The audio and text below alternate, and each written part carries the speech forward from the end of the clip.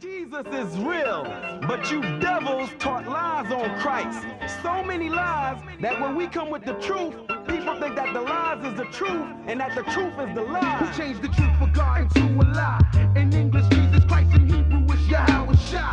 So do or die. The Immaculate Conception is deception, along with the myth of giving gifts on December 25th. Christmas is Satan's clause, the birth of Nimrod, and not the Son of God. To you was kinda odd. On the Passover, Christ was born in the spring. So now we bring the truth about the King of Kings. That's Black Jesus and not Caesar Borgias. And the facts can't be changed. It's all about the Most High. It's all about Yahweh Shai. It's all about the Most High. It's all about Yahweh Shai. Hebrew Israelites, Kwam Yashala. It's all about the Most High. It's all about Yahweh Shai. It's all about the Most High.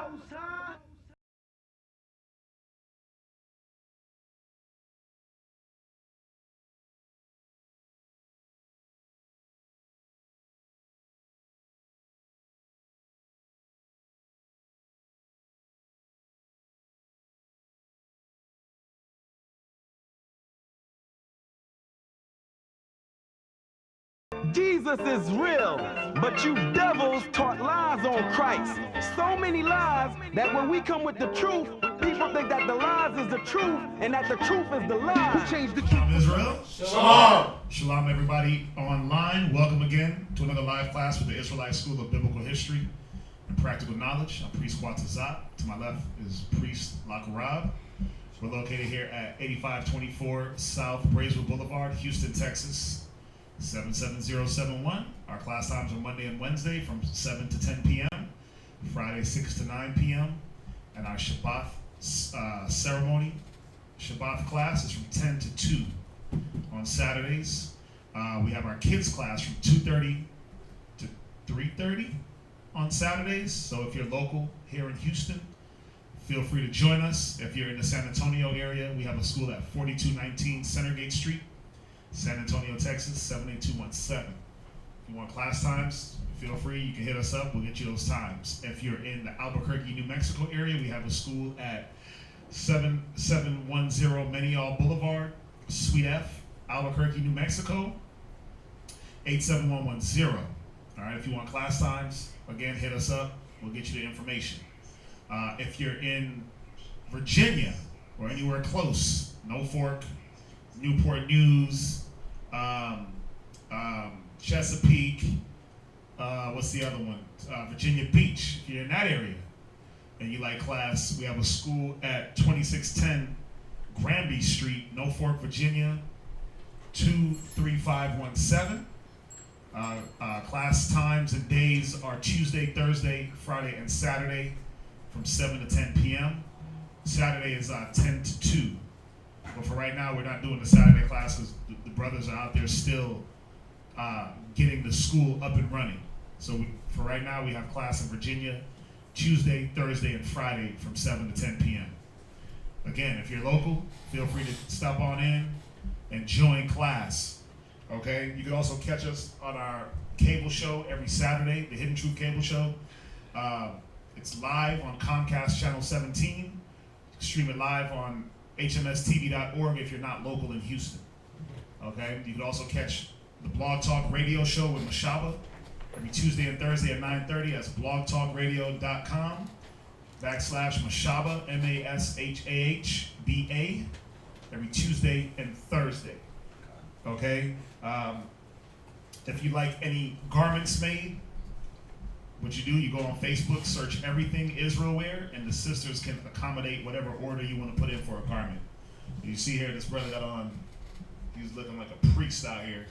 Oh, I'm looking good right now. Yeah, that's our Passover garment that they did, and they did a great job. Yes, sir. They did a great job. So again, anything you want, headbands, armbands, fringe shirts, whatever you need, go to Facebook, search Everything Israel Wear, and they can get you taken care of. Got it. If you need to reach a teacher, you can reach Priest Kazakia at 281-707-2737. You can reach me at 303-557-8979. Number change coming soon. Gotta give you my Texas. I gotta act like a Texas resident, get my Texas number on. All right, so for now it's 303-557-8979. When I change it, I'll let everybody know. You can email us at isbhpk@isbhpk.org. Okay. Any other questions or concerns you might have? Any donations that you want to give, feel free. We appreciate it. Any monetary donations, put them in the Wells Fargo or the Google Wallet account. Again, we appreciate it. All that's been giving. A lot of the donations have been going, the majority have been going to help out the school in Virginia. All right, it was an empty space, and we've converted it into a school. It's a storefront, so we had to convert it into the sanctuary, the podium, the school, and all that stuff. So, the majority of what brothers and sisters have been giving has been going towards that. So we appreciate it. Please feel free to keep donating whatever you can: books, pens, papers. Okay. You can mail them to any one of those school locations. Just keep giving, man. Whatever you got, we appreciate it. We appreciate it. It doesn't have to be money. Whatever it is, anything that's going to further the educational process of our people, that's what we about. All right. And just a reminder coming up, as far as any feast days, we have the Feast of the Memorial of the Blowing of the Trumpets. That's coming up September the 27th.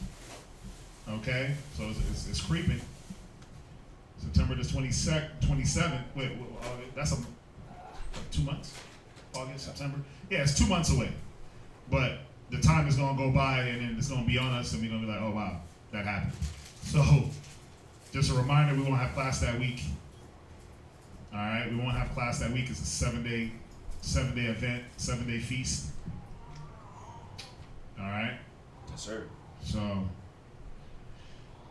just a reminder on that. Just waiting for everybody to log on. What did you say that was, the 27th or the 22nd? 27th of September 27th, which is a Friday. So we won't have class that Friday, but we will have class that Saturday morning, and then we won't have class again until the next Friday.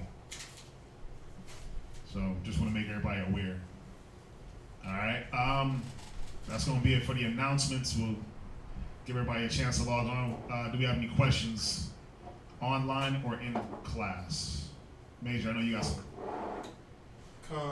questions. What you got? Okay.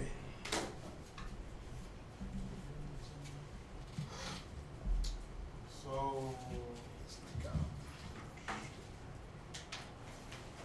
my first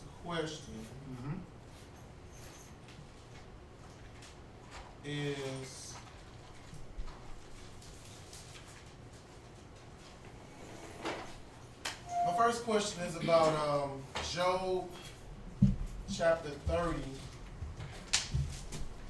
verses 1 through 8. Okay. And it reads, "But now they that are younger than I have me in derision, whose fathers I would have disdained to have set with the dogs of my flock. Right. Yea, whereto might the strength of their hands profit me, in whom old age was perished." So on that part,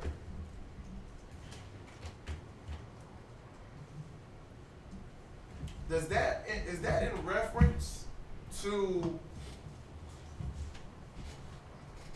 are we talking about Esau at that point? Specifically, is this talking about Esau? Just those two? No, because if you take the story in its context, so remember, what's the context of this story? Who's Job talking about? Job talking about the people. Well, Job's going back and forth with his three friends. Okay. Right? So Job gets checked by the Most High. Right. Got three friends that come and visit him, so they're having this, throughout all these chapters, they're having this back and forth. They're like trying to check him, and he's coming back and rebuttaling, and it's this back and forth conversation. Right. Right? So, you gotta, if you just wanna, let's see here, because sometimes you gotta jump back. See, Job is talking all the way from, Job is talking from verse 20, from chapter 26. So, give me a sec. Give me a second.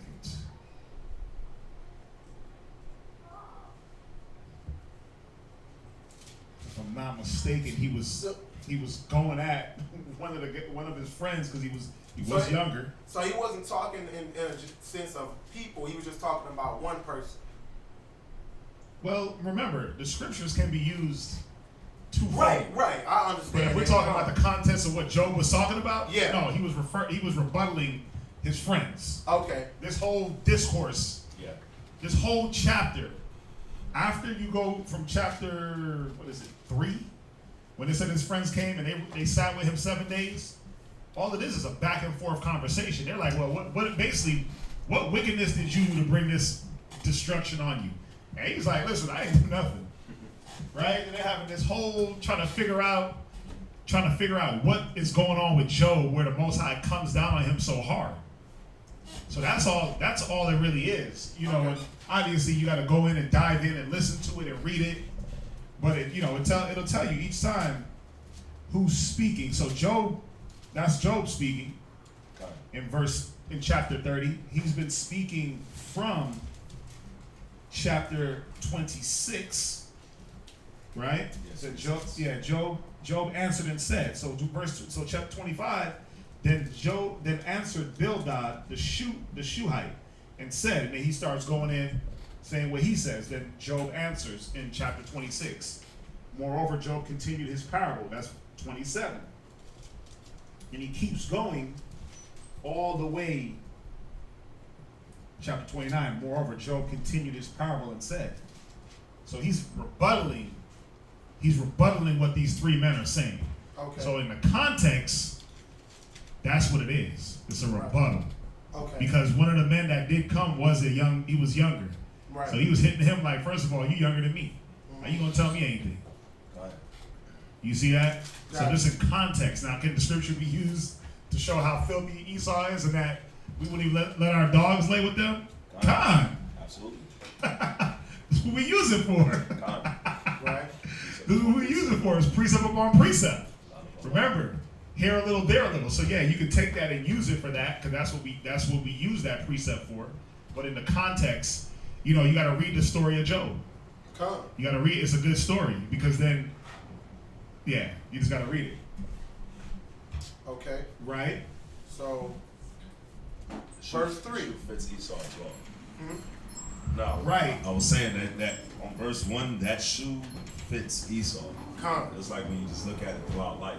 Come. Like, perfect example, in my sister's high school, this year, there was an Edomite chick that Right. had her video going around with her and her dog. Right. Yeah. Yeah. Yeah. So this What they do. That's what they do. Come. Right. Yeah. They're the ones that promote the bestiality. Right. Things like that. So remember, Right.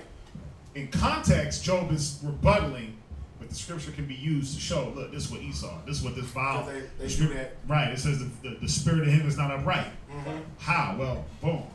You go right here. You see that precept upon precept. Right. Right? I got you. Okay. So, verse 2. Mm-hmm.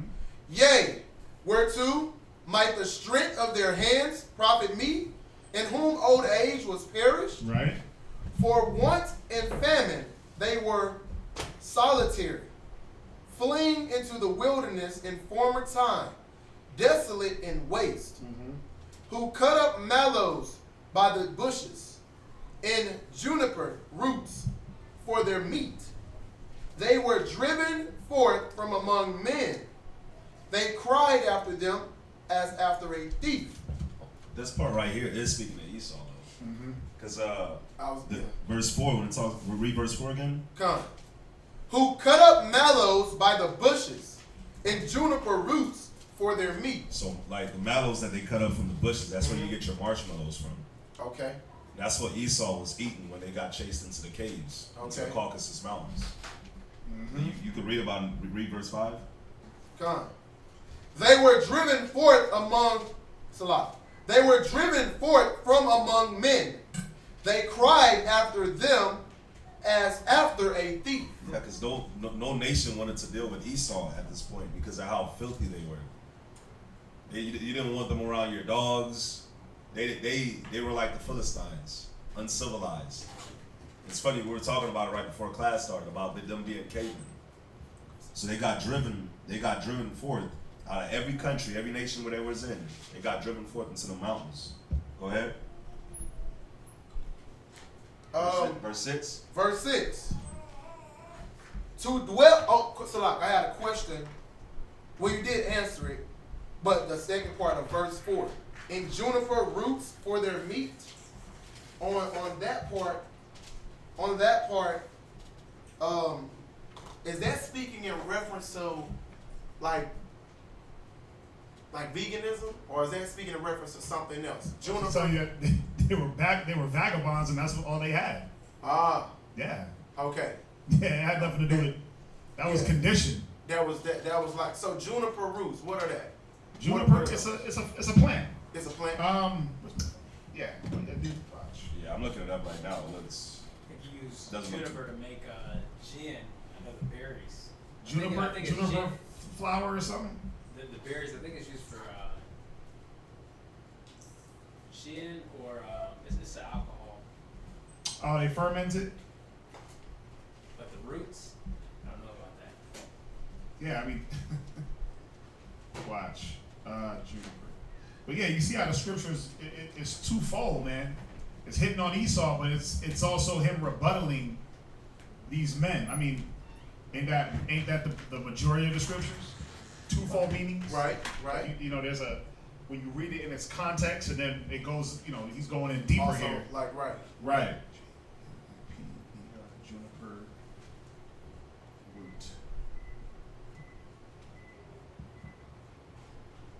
like an entendre almost. How to extract root, juniper root.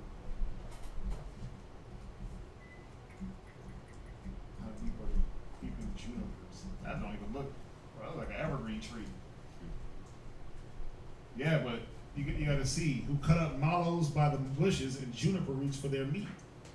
They were driven forth from among men, so they're cast out, so they got to eat off the land. So it's not specifically going into. They were vegan, but they were made like they were made to eat the roots of the ground. Right. That's showing that poor that vagabond estate. It said that he would be a vagabond on the earth.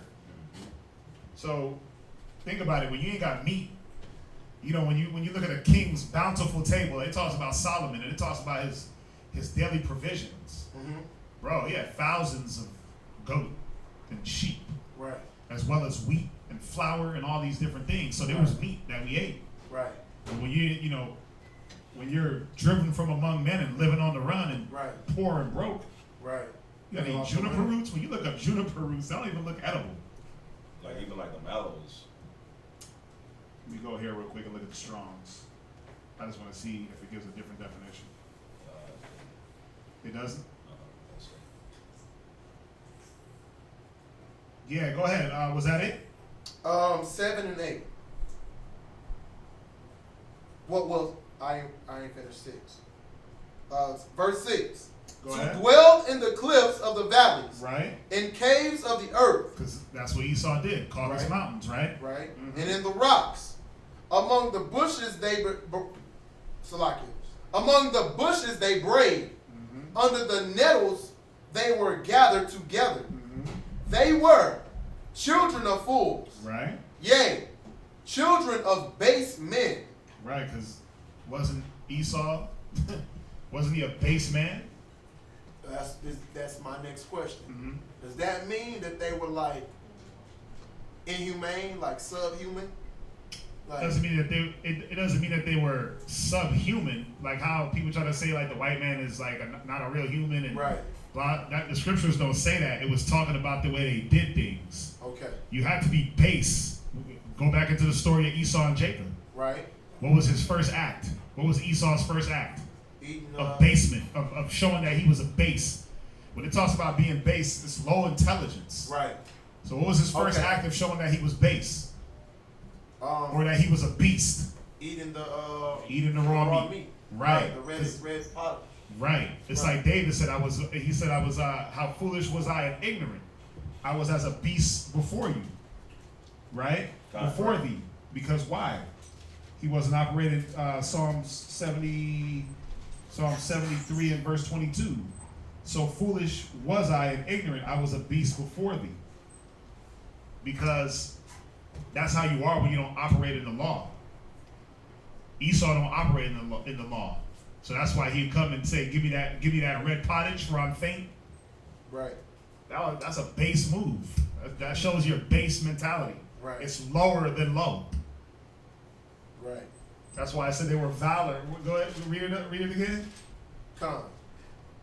They were children of fools. Right, Yea, children of base men. right, They were viler than the earth. right. They were vile. They vile men. Esau is the vilest man on the earth. And that's why when you go, it says the earth is given into the hands of the wicked, Job 9:24, Isaiah, 24 and 5, the earth is defiled because of the inhabitants. Who defiled it? It's Esau. Because of his vile, and then just think about everything that he does. God. Think about the homosexuality. Think about, if you want to talk about bestiality, think about that. Think about just the policies and different things they enact, right? Who came up with transgender bathrooms? Who came up with transgenderism? Who came with gender identification? Who came with age identification or age association? Who came up with pedophilia? It ain't the white man pushing all this? That's vile. It's filthy. It's disgusting. It's like the definition of base. I got vile, worthless, that is low in value or estimation, without rank, without dignity. Yeah, Esau ain't got no dignity. Esau has no dignity when it comes to dealing with anybody, even themselves, man. So yeah, that's going into Esau. Remember, when you read it also, Job is he's rebuttaling to these men, but yeah, that one is going into the Edomite nation. That's why we use that. It goes right in and tells about how they are. What else? That's it on that part. Another question that I had. Well, the next two questions, they're not in reference to scripture, Okay. but they're questions in general. The second one, there it is. So the second one, were there any wives with the title of queen married to kings at any time? You talking about in Israel? Come. Yeah, no. They were No, all as far as I know, biblically, biblically. you wouldn't find a queen of Israel. We didn't carry the title of queen. Okay. There were kings. There were there was kings. A woman was called a prophetess. A princess. Deborah. She was called. She was a prophetess. I think Phoebe was too, wasn't she? Right? But no, queen. Lie. We didn't call our women queens. Yeah, I don't think you're gonna find that anywhere in the scriptures where because we never had a queen. Right. Israel never had a queen. Right. That's that's going in that. The Egyptians had queens. Gotcha. They had pharaohs and they had his wife was the queen, but then they would let women rule over them. The pharaoh was whack. It was his wife that was running the show sometimes. So that's why they get into the Egyptology and they get into what? The woman is God, Right. But scripturally, no. You're not going to find queen. The only queens that you'll find in the scriptures is Queen of Sheba, which is Ethiopia. And you had Queen Vashti, which was around the time of Esther, which was a whole other nation as well. Right, but as far as Israel carrying that title for our women, lie. Okay. Last but not least, the last question.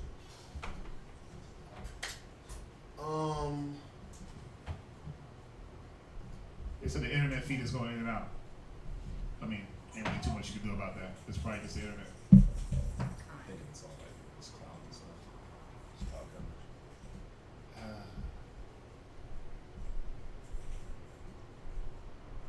coverage. Is it oh, you want me to wait? No, go ahead. Okay. Is it part of the curses that us being labeled as black identity extremists? Is that part of the curses? Is that part of the curses where we're labeled and to be furthermore blamed as everything that has happened on us? If I'm not asking that right. Well, to be labeled anything other than an Israelite is a curse for a black man. So that, but then what was the second part? Go to Deuteronomy 28 and verse 37. But what was the second part that you were asking? As far as like everything being blamed on us, because there was a conversation that I was having with a brother earlier Right. in the mall, and he was like, man, you know, he was like a conscious brother. He was just saying, you know, everything that's going on and transpiring right now is like venturing into a way to put the blame. Anything that's going to come about next is going to be blamed on us. Anything like what though? Like as far as like a race war, or as far as which ain't gonna happen. There's no like a racial civil wars. like a civil dispute of something. He's saying like it's going to be blamed on us. Like when the he said like he's saying that the clans are gearing up to try to do some type of attack on us. And then they're gonna blame us? And blame it on us. He's saying that that's what he's reading and that's what he's seeing in the like different news articles that are going around. Right, because they call us a hate group, they call us an extremist group. Right. Right? Well, let's go here first. Deuteronomy 28:37. Come. That's been bad the last few classes for me as well. It's logging on my TV as well. Reset your Xbox. If it's bad on one, it does the same thing on my Xbox when I'm watching. The Xbox be pulling too much Wi-Fi, that's the problem. But just reset the Xbox. What exactly is the question? I'm trying to... The question is it a curse to be called like a black extremist? Right. Yeah. Read Deuteronomy 28:37. Come. Book of Deuteronomy, chapter 28, verse 37. And thou shalt become an astonishment, a proverb, right, and a byword. Right. So a proverb and a byword. So, you know, at one time it was nigga, it was spick, it was spook, it was wetback, it was this, it was that. Now it's because we're coming back to who we are. Oh, y'all are a cult. Y'all are a hate group. Y'all are extremists. So, but they're still not calling us to even, for them to even say black Hebrew Israelites. The way they use it, like black Hebrews or black Hebrew Israelite groups, that's even a negative terminology to me, because the Israelites were already black. You don't have to put black on it. We are already dark-skinned people. But when they put black on it, they make it seem like as if we're a different Israelite than the original. So black Hebrew Israelites. And then they throw extreme hate group. They put cult. Right. So the scriptures told us we're going to be called by a lot of different things. Now when they start calling us by our name, that's how you know we made it. That's how you know you made it. When they start saying, okay, y'all are Israelites. But, you know, right here, go ahead, watch, read on. Among all nations, right, whether the Lord shall lead thee. Because among all nations, first and foremost, they know the black man as a nigga. They know him as a thief. They know him as he's lazy, right? They know us by all these terms, and he's nappy-headed, and he's this, and he's that. What you do with a nigga when you throw him up on the ceiling? You know, he gets stuck. Y'all heard the jokes. Why do black kids don't jump on the bed? They get stuck on the popcorn ceiling. Their hair and porch monkeys, and y'all never heard that one? You jump on the ceiling, jump on the bed, and you get stuck to the ceiling because of the popcorn? Yeah.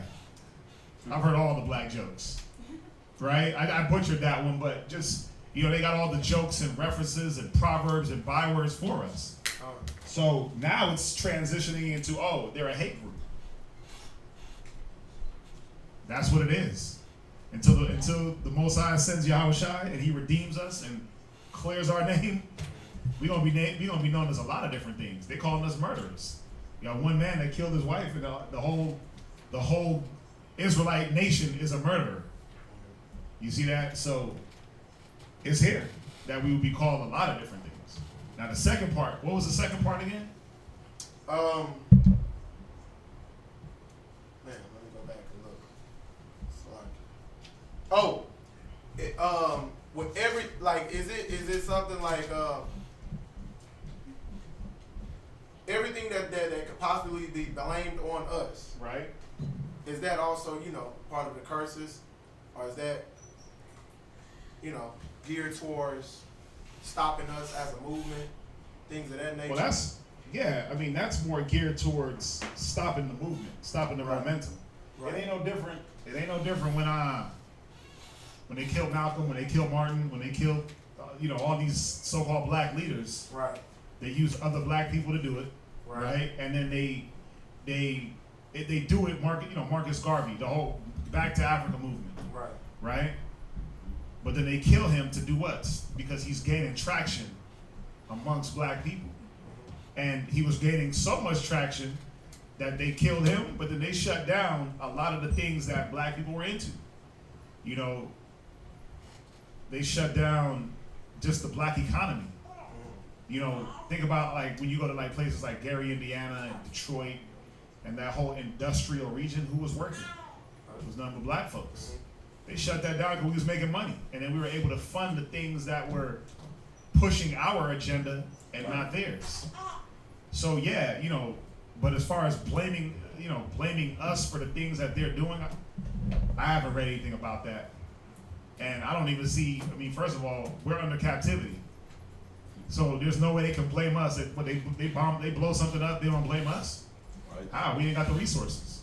We ain't got the guns. We don't have the unity. So that's not gonna happen until we start really, really unifying and really getting it together. Then they're gonna be able to say, well, they've been unifying. They have the resources now, but we so chaotic. If we want to go blow something up, we wouldn't even know what to go blow up. Probably blow ourselves up. Niggas is talking about storming Area 51. Like, what the hell are y'all talking about? That's all I'm seeing on Facebook. Like, let's go storm Area 51. I'm like, why? Why Area 51? Let's go storm the Vatican. If we're gonna storm something, let's go get our records. Right. Let's go get our history back. I think I heard like somewhere, I don't know if it was in class, but someone was saying that Area 51 is actually where a lot of the diseases are made. I wouldn't doubt it. Like, I wouldn't doubt it. I mean, I'm sure they got science labs down there, and that's where they created AIDS, and that's where they created syphilis and all these different diseases. I wouldn't doubt it. I mean, you ever see somebody pull up to Area 51? I have. Yeah. They be on them so quick. Yeah. And they unmarked, not even cops, government, unmarked, guns drawn automatically. It ain't no, hey, how you doing? It's get the hell up out of here. You got 30 seconds, or we gonna blow you off the map. So there's something going on there. Are they experimenting on aliens? No. Hell no. They got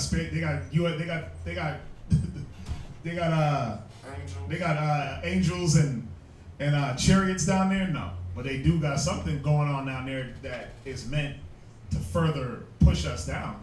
So I believe that Area 51, yeah, they probably making diseases, and that's where they're cloning all their animals and cloning people and making new hearts, and yeah. But as far as them doing things to blame us, there's no way.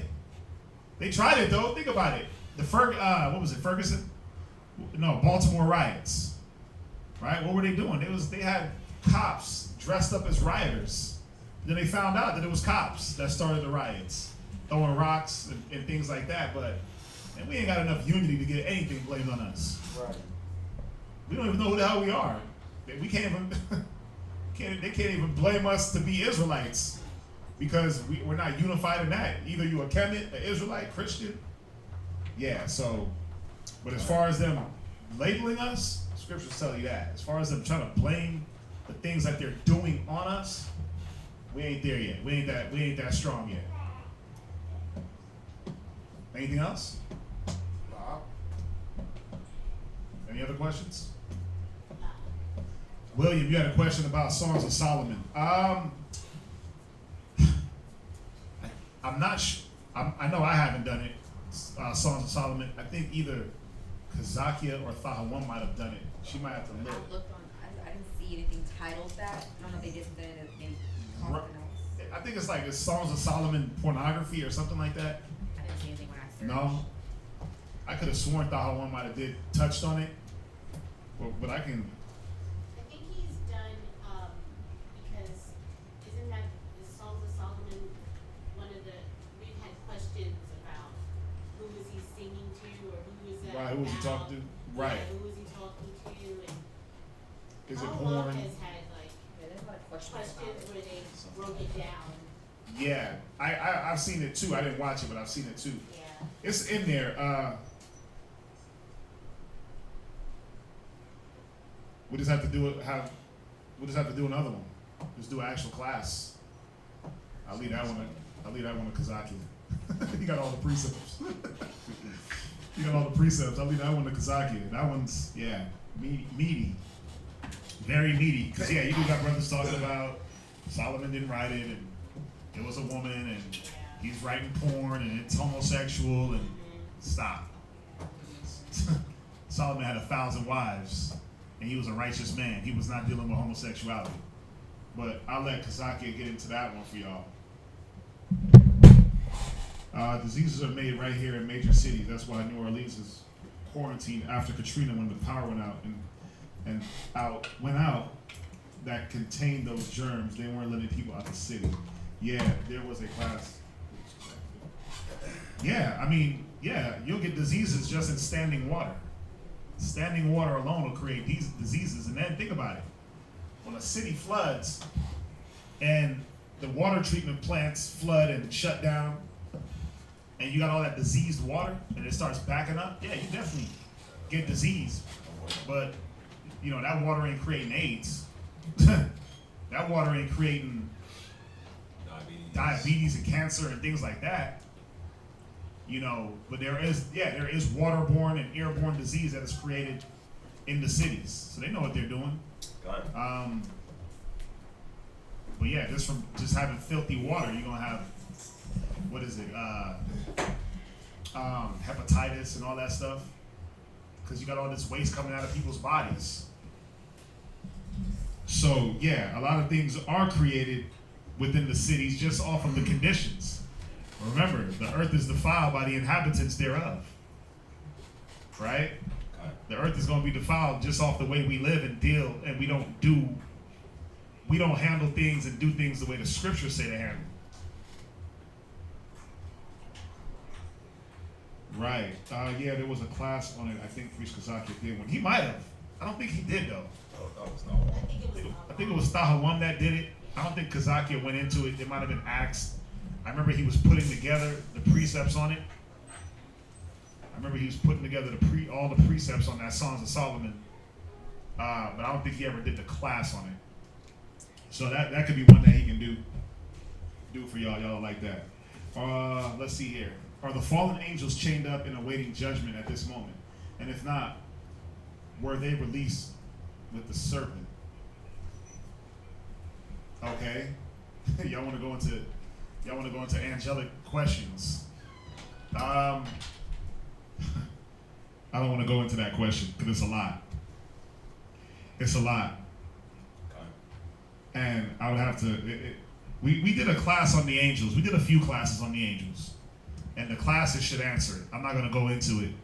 But remember, there's no fallen angels.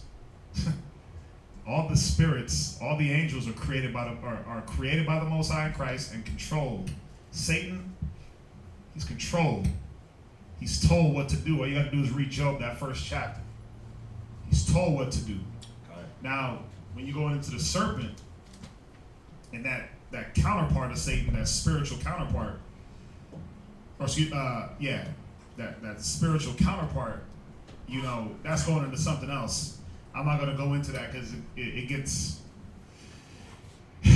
deep. So we're going to leave that alone. But you can find there was one called Angelic Secrets. And there was a cable show we did about, it was 6 things you didn't know about angels. There's angels, giants, Nepali, oh my, and then there's... You could throw that one. Yeah. Angels, giants, and Nephilim. There's 6 secrets about angels. And there's also, I did one, Angelic Secrets. I did a part 1 and a part 2. Angelic. There's also one that's called Angelic Mystery. They are amongst us. You could do that. We did that one. It was 4 years ago. You can put that one in. Hopefully, I just don't want to go into that question because then it's going to conjure up a lot more questions. It's going to conjure up a lot more questions, and yeah, I'm gonna stay away from that. Y'all want to go deep, man. Y'all want to go deep. Remember, it's the simplicity in Christ, man. It's the simplicity in Christ. Now, if you want to talk about, let me see. There's another part to the question. They said,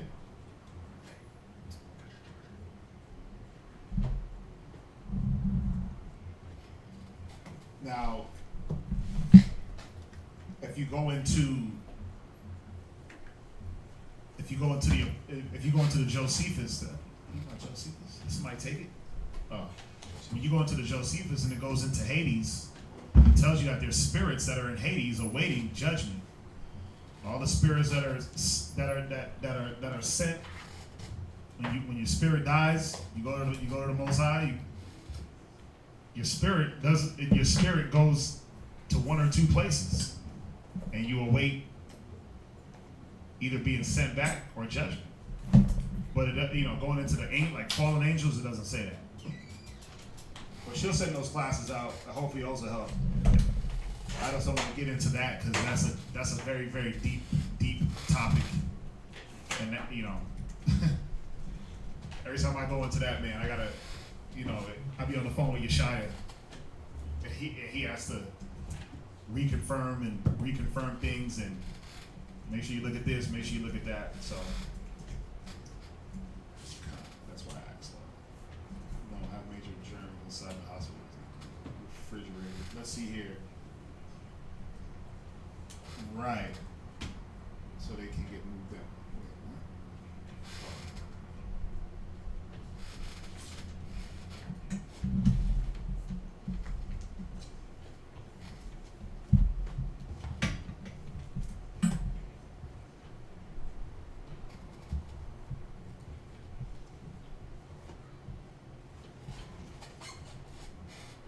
No, have major germs inside the hospitals that need to be kept refrigerated.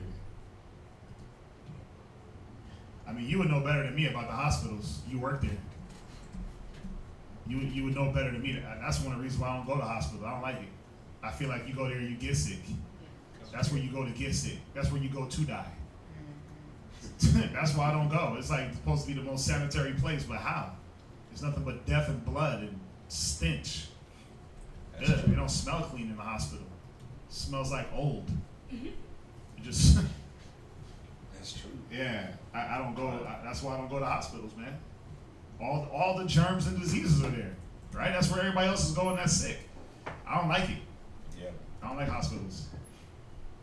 That's why I asked. Yes, we'll find those angel ones.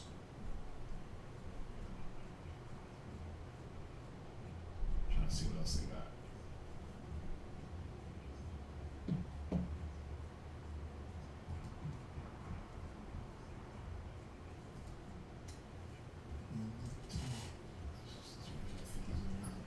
now the internet's out on me. I'm playing on my phone. It's going the whole time. Really? Yeah. Mine too. So y'all trying to say that's because y'all got apples? It's not Apple, dude. Not Apple. It's that Apple life. They'll play YouTube and not take a phone call. Even like on here, it's going on YouTube. Really? Like, yeah, on the laptop. Yeah. They got any other questions on me? I don't think so. That was the only Should question. I find them? I'm putting them on there right now. Okay. Oh, okay. Yeah, she's gonna throw those angelic questions or classes. I try to say to the hospitals. Plus, I don't trust Esau's medicine. Yeah, I don't trust Esau's medicine either. But remember, you know, the scriptures tell you to give honor to the physician. Ecclesiastes. You know, if you got a bullet wound, you gotta go see Esau. Ain't no herbal remedy gonna get rid of the gangrene. Not that I know of. So you gotta go see Esau. Let them hook you up to the IV. Let them flush out your blood. Let them do what they do. You know, and I'm just being extreme, obviously. But remember, you know, the scriptures say. Let's go there real quick. Ecclesiastes, right? 38. Yeah. 2, 3, Ecclesiastes. 38. Well, I want to go here.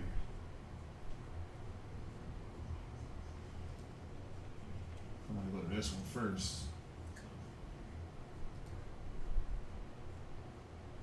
Man, where's it at? 12. Verse 13. Yeah, read 12, 13. verse. Wait, huh? Verse 13. Oh, that's not the one I want. But read verse 38. Humble thyself before thou be sick. Yeah, it's in the same chapter. Man, my brain is. But read Ecclesiastes 38 verse 1.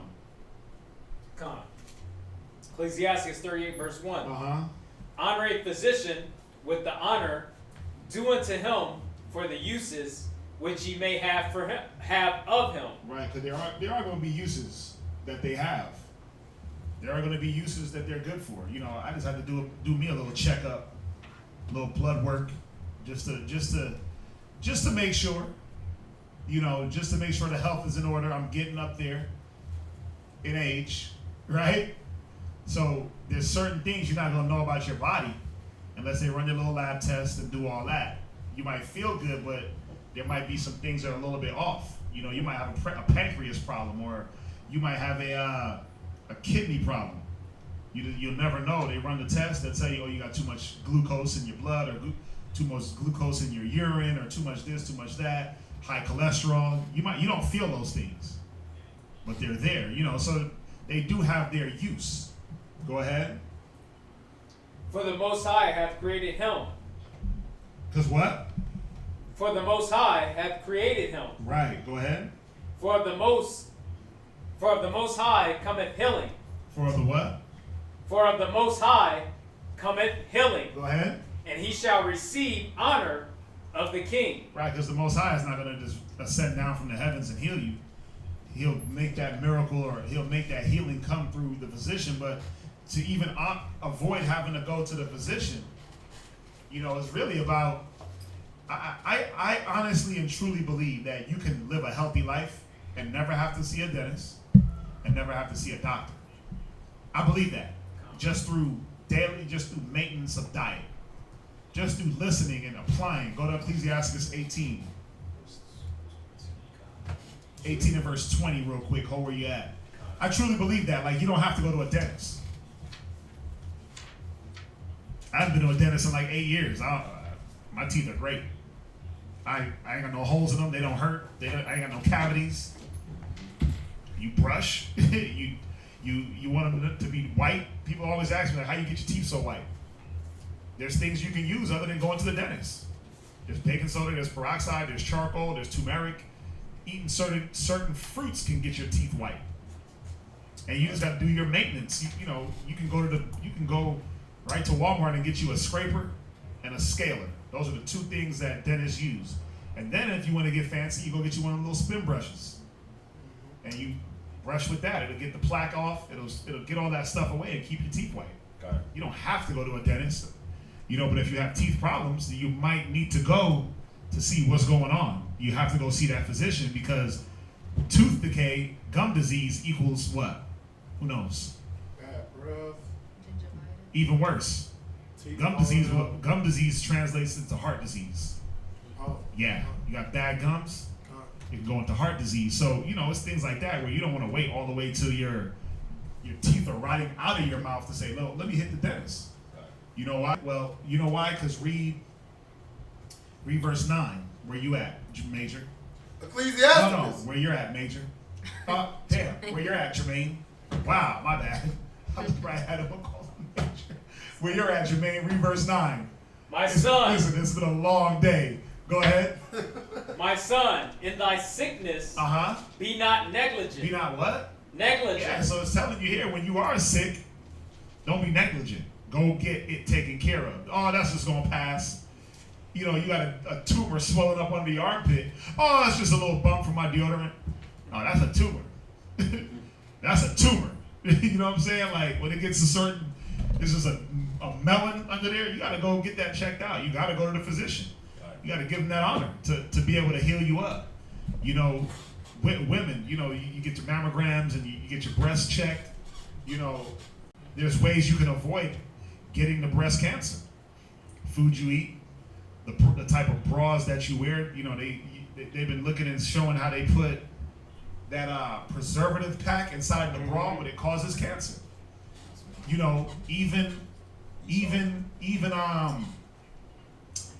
Even like tampons, the type of tampons that women wear. There's better alternative to tampons. They got so much chemicals in it. Tampons got so many chemicals that it keeps a lot of bacteria, cancer-causing bacteria in your body.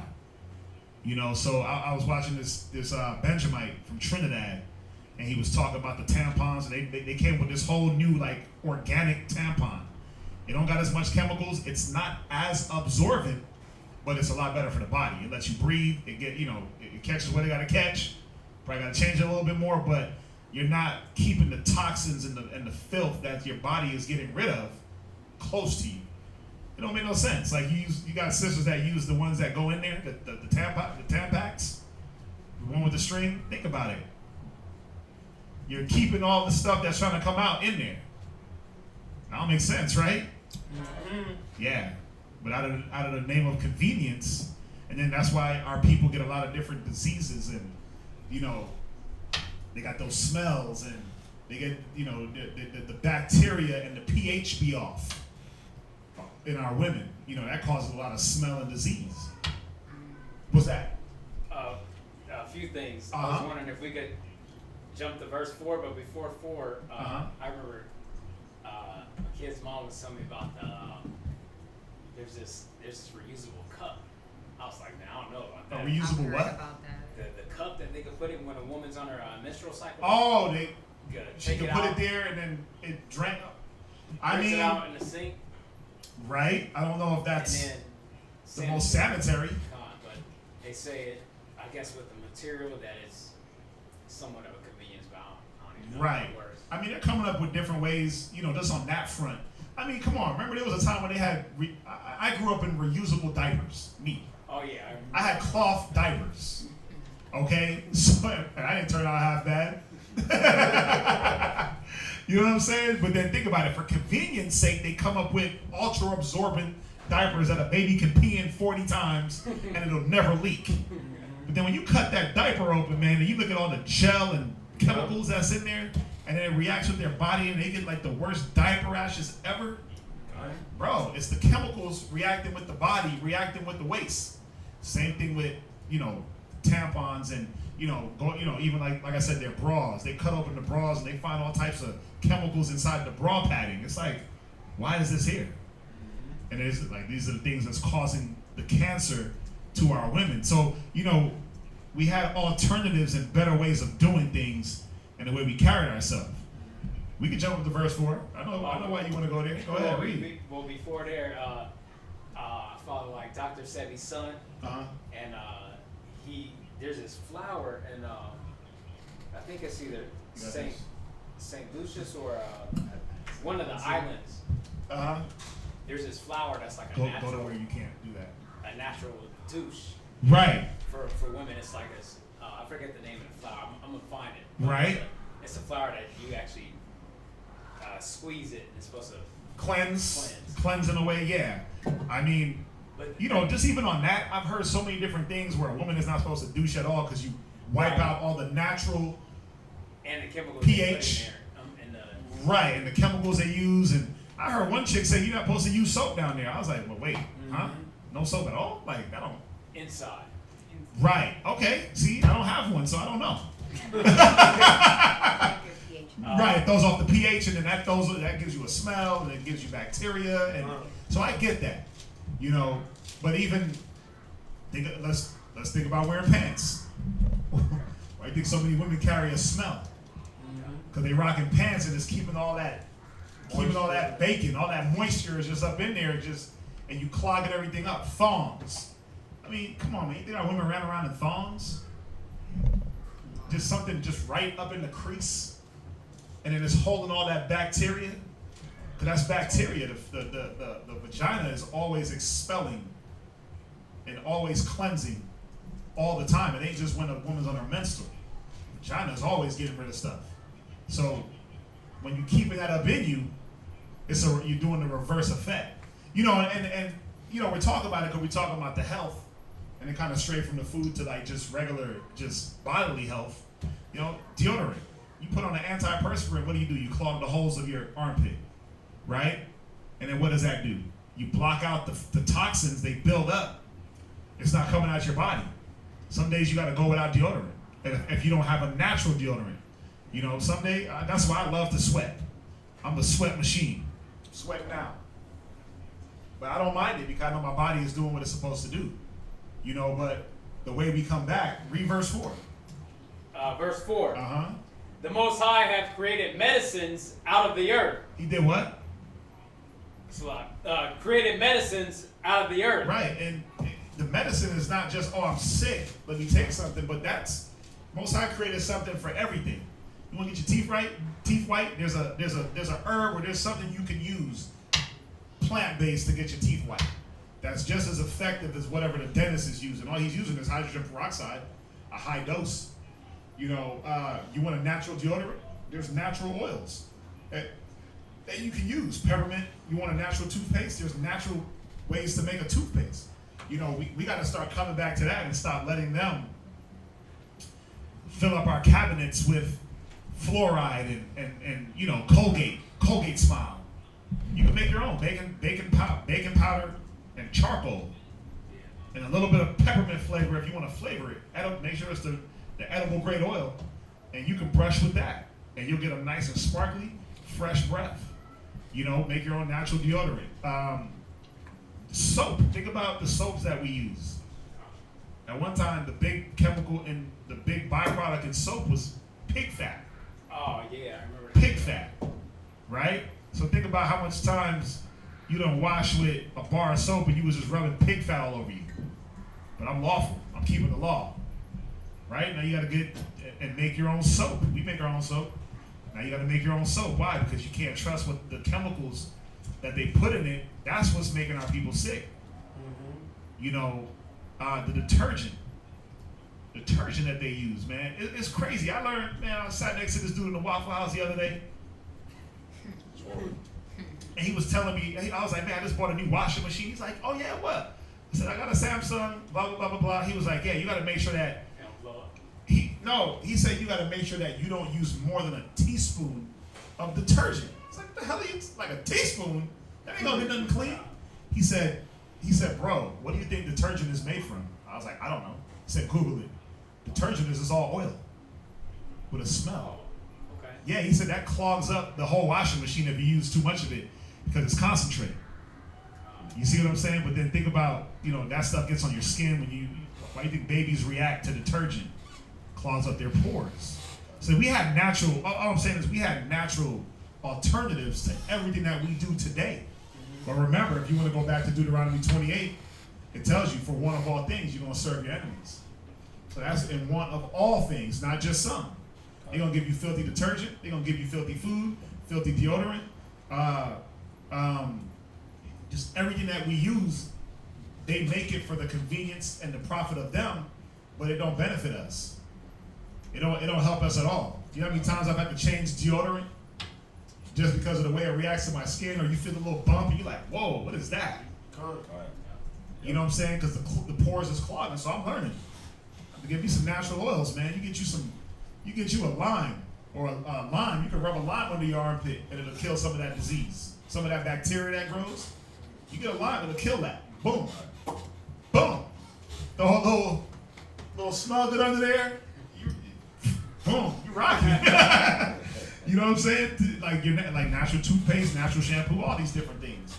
You know, so I like that verse 4. Read that one more time. I lost Ecclesiasticus 38, verse 4. The Most High hath created medicines out of the earth, and he that is wise will not abhor them. Right, and he that is wise will not do what? Abhor them. Yeah. Hate them. Meaning what? I hate herbs. I hate using naturals. They taste so nasty. They like, bro, if you wise, you're gonna use them, especially if you need them. Right. You know, it's crazy. You ever see those when you driving and then on the side of the road you see those pink flowers?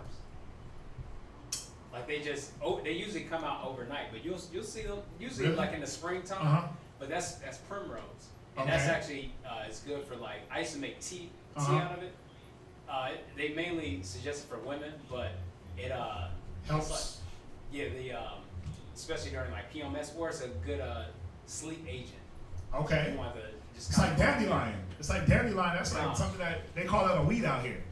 Dandelion just grow. You can walk into the grass right now, pick out dandelion and make a salad. You throw right in your salad. Dandelion is good for you. It helps. It's good for your bladder, right? If you got a weak bladder, they give you dandelion tea. That'll strengthen up your bladder.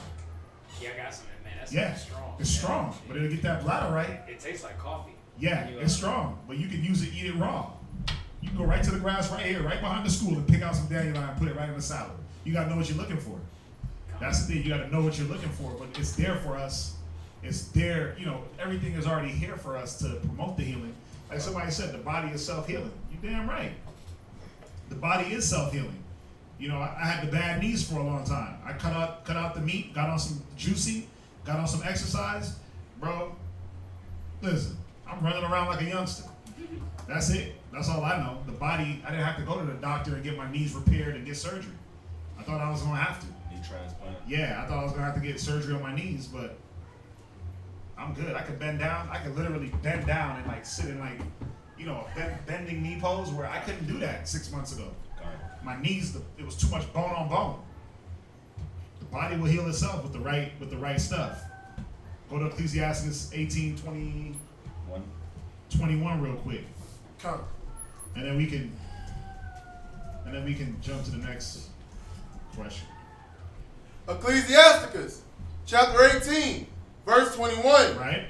Humble thyself before thou be sick. That's what it really is, man. It's really about being humble and listening before you even get sick and knowing. Like, it's like my son, he's 5, and there's certain things I give him now that I give, you know, there's things that I take, but I give it to him because I'm like, okay, these are the vitamins you need. You know, you don't need Flintstones chewables. You need actual vitamin C. You need actual magnesium. You need actual B12. You need B vitamins. Like, I give it to him. You know, because as he gets older, it's going to help him to be a little bit stronger. Get them bones right. He ain't going to be breaking bones if he's playing sports and things like that. So, you know, even I cut his hair off. Everybody knows. Everybody's all mad. But I even, you know, I oil his hair with like black seed oil and all that stuff to promote that strong hair as he gets older. Right? Why? Because back in my day, it was the pink shampoo, right? You use the pink shampoo with the blue magic oil. That stuff wasn't good for your hair. That blue magic. Damn, I used to use In Jamaica, that blue magic. magic. Bro, jars of that with the white top. Oh, come on. You know that there was some blue magic being used in that house. Oh, that grease. That grease, because you walk in 30 minutes later, you're like, Still smells, damn, yeah. why is it blue Blue Magic.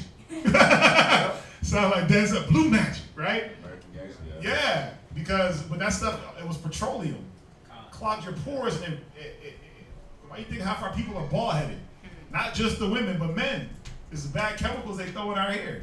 Kills the follicles, you know? So it's things like that where even my son as a young age, I'm like, and it's funny, he's like, Dad, I hate the way it smells.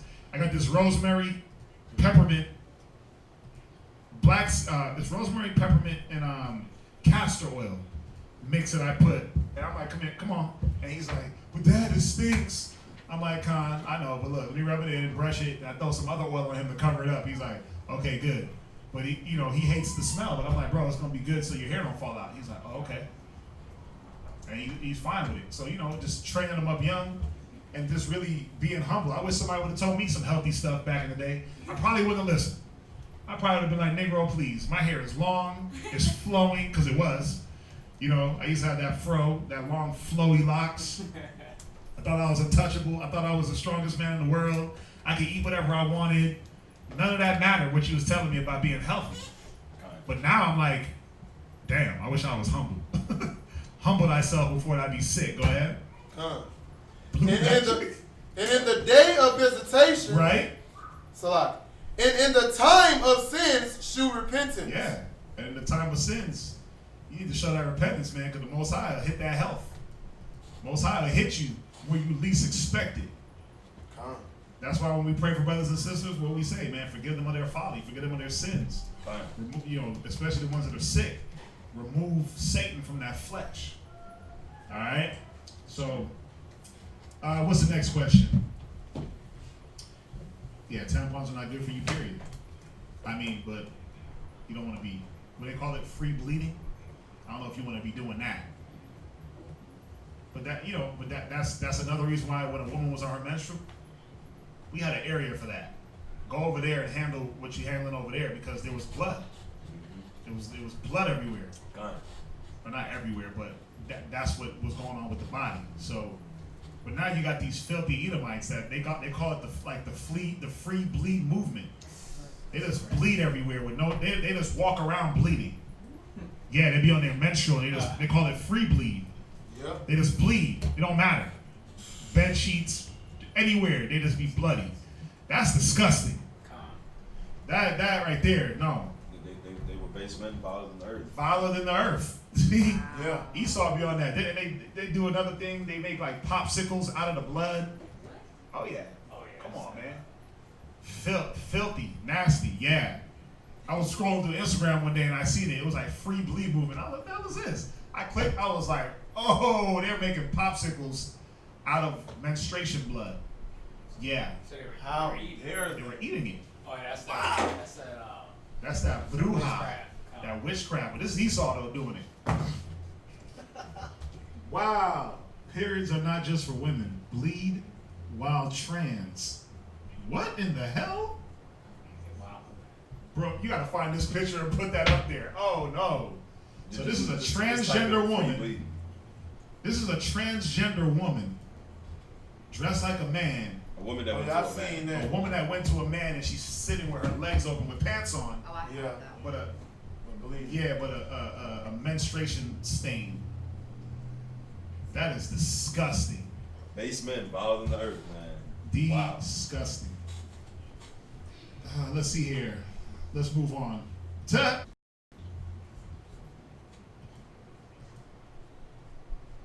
Wow, she said the deodorant bottle has a warning not to use if you have kidney problems. Damn. Yeah, because your body, the kidney filters out waste. But where does that waste go? It goes through your sweat, through your skin, through your urine. The kidney is doing its job. The skin is the biggest organ supposed to do its job. But if you're blocking one from doing its job, the other one ain't gonna function right anyway. If the kidney's already got a problem, you're gonna overwork those kidneys. They're gonna be trying to expel waste, and your body's just holding it in. You're gonna become toxic. Yeah, wow.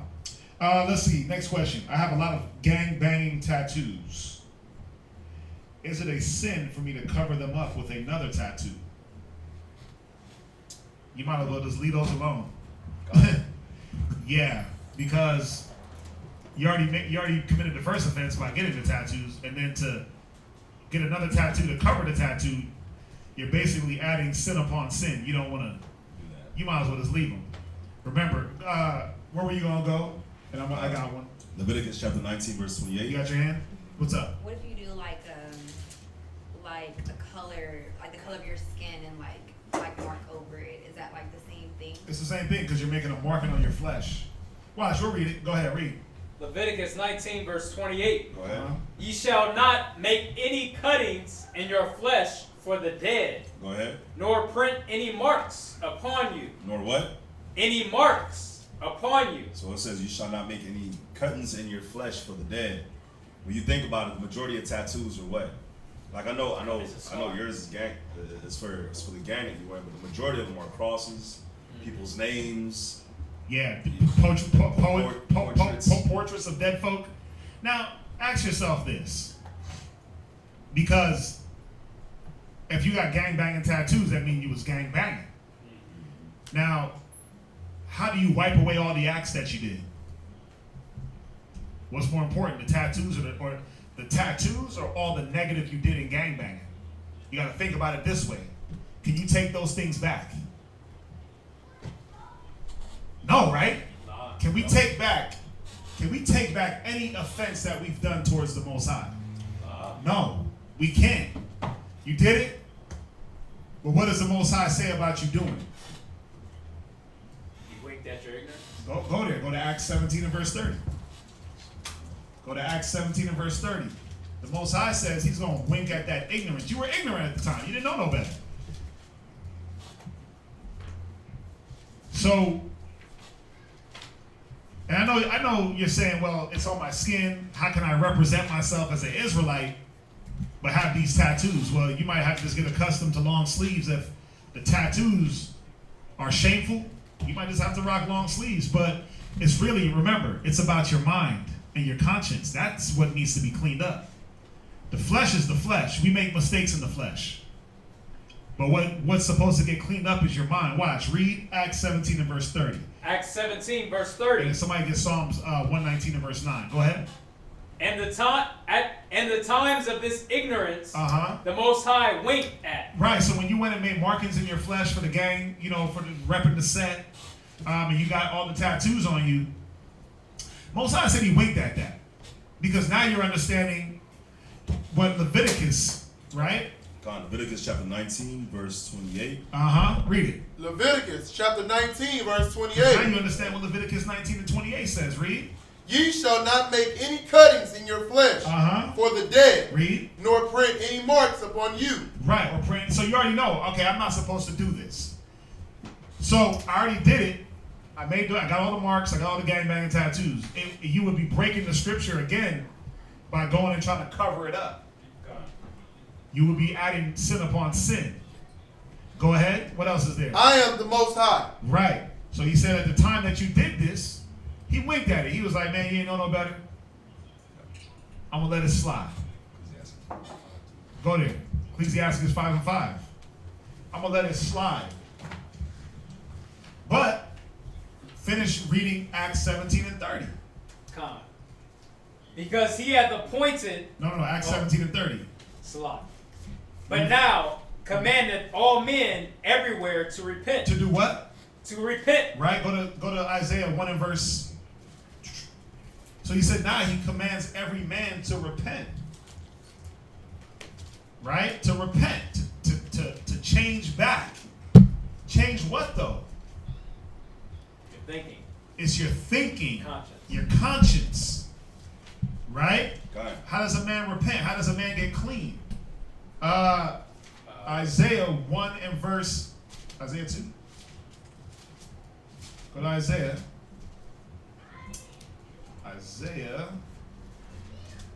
Watch you, cleanse you. Isaiah 1 and verse 16. Isaiah chapter 1 verse 16.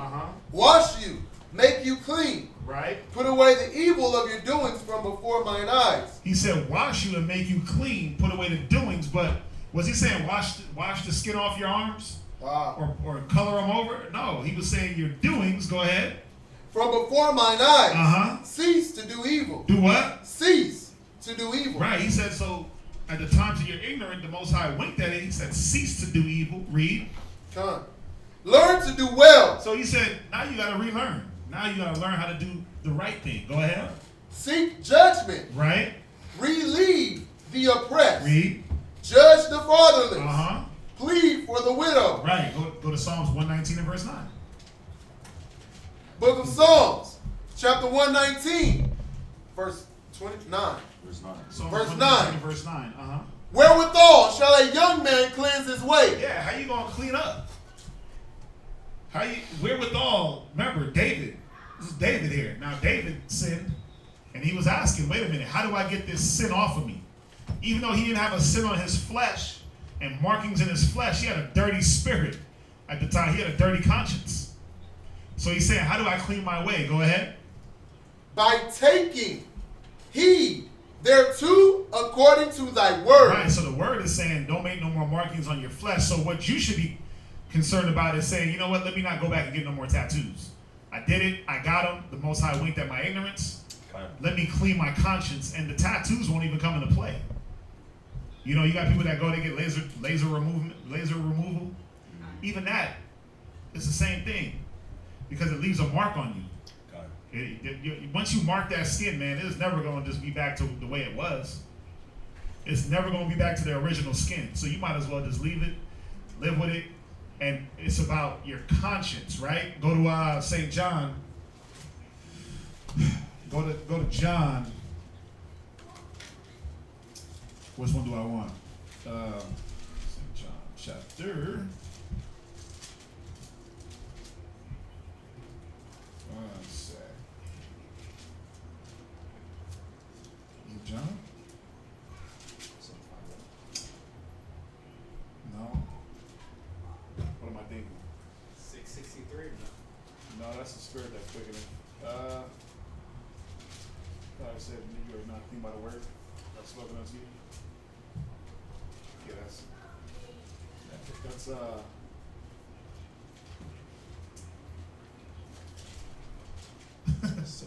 St. John 7:38, is that it? I think. I'm having a brain No. fart. But I see that believeth on me. But the scriptures say you are now clean through the word which I have spoken unto you. That was Christ. That's what cleans us up. That's what gets us better. St. John 6:63, it is the spirit that quickeneth, the flesh profit nothing. So what is your spirit like? Are you living by the words? You got it? No, I don't. Yeah, are you? Here it is, St. John 15 and verse 3. Yeah. St. John 15 and verse 3, I'll read it. It says, now ye are clean through the words which I have spoken unto you. And then you throw St. John 6:63, it is the spirit that quickeneth, the flesh profiteth nothing. The words that I speak unto you, they are spirit and they are life. So it's really about attaining to the spirit, man, and just knowing that you messed up, Most High winked at it, but don't repeat. Go to Ecclesiastes 5 and verse 5. You want this one? Said Ecclesiastes 5:5. Ecclesiastes in the Apocrypha 5 and verse 5. Yeah. Con. Concerning the propitiation, Go ahead. be not without fear to add sin unto sin. You see that? He said, "Be not without fear." Oh, Now read again. Ecclesiastes 5 verse 5. Concerning propitiation. And the definition of that word propitiation is the act of appease and wrath and conciliation, the favor of an offended person. So because you're concerned about the propitiation, which is you appeasing the wrath of the Most High, because you already done got the tattoos, so you wanna find favor within the Most High now. So for you to go and get the and get them either removed or covered up, you won't be appeasing the wrath of the Most High, which is what propitiation is. right. So concerning propitiation, if you really want to show that love unto the Most High and show that, Appeasing. like, yeah, you want to appease that wrath, that godly sorrow, read. Be not without fear to add sin unto sin. Yeah, be not without fear to add sin upon sin. And remember, fear, another definition for fear is cautious or being a little timid. So you don't want to not be cautious. Yeah, he's saying be careful. Yeah, And that's how we're going through it the way we are, to show you, like, yeah, you know, because our whole thing when we hear the scriptures, we want to get right. We want to do everything right. yeah. And even in trying to do things right, we mess up and do the wrong thing. That's why he said, be not over much wicked and be not over much righteous. Because it's like, man, well, the righteous thing to do is get rid of the tattoos. Well, scriptures is telling us the righteous thing to do is to not get rid of the tattoos as far as trying to cover them up with something else. Just leave them how they are. It's already messed up. Leave it how it is. You already did it. Just don't do it again. And really, it's about the conscience, your mind, and following the new works. Remember, Colossians 3:9, put off the new man, put on the new man, which is renewed in the spirit of knowledge. All right? God. What you got? You got something else? Can I get one more? Yeah, maybe we can go into class. It's give me Revelation chapter 21 and verse 5, real quick. Revelation chapter 21 verse 5. And one thing to remember, man, we live this life to make it to the next life. So it's not, a lot of us messed up. It's a lot of things that a lot of Israelites did that we wish that we could have taken back. But remember, like we went through the scripture, the Most High winks at our ignorance. Remember, one thing too, flesh and blood won't enter into the kingdom of heaven. So with your flesh and your blood not being able to enter, what you got to worry about is your spirit. Your spirit's what's going to make it. You're gonna get judged off of your spirit. So a lot of us, you know, we got tattoos that we wish we never gotten. But a lot of us, man, we got diabetes, we got cancer, we got a whole host of problems with our bodies, man, that we wish we could have had new. But the good thing is that we're not taking that body, that sickly body, or that body that we done destroyed in the world into the kingdom with us.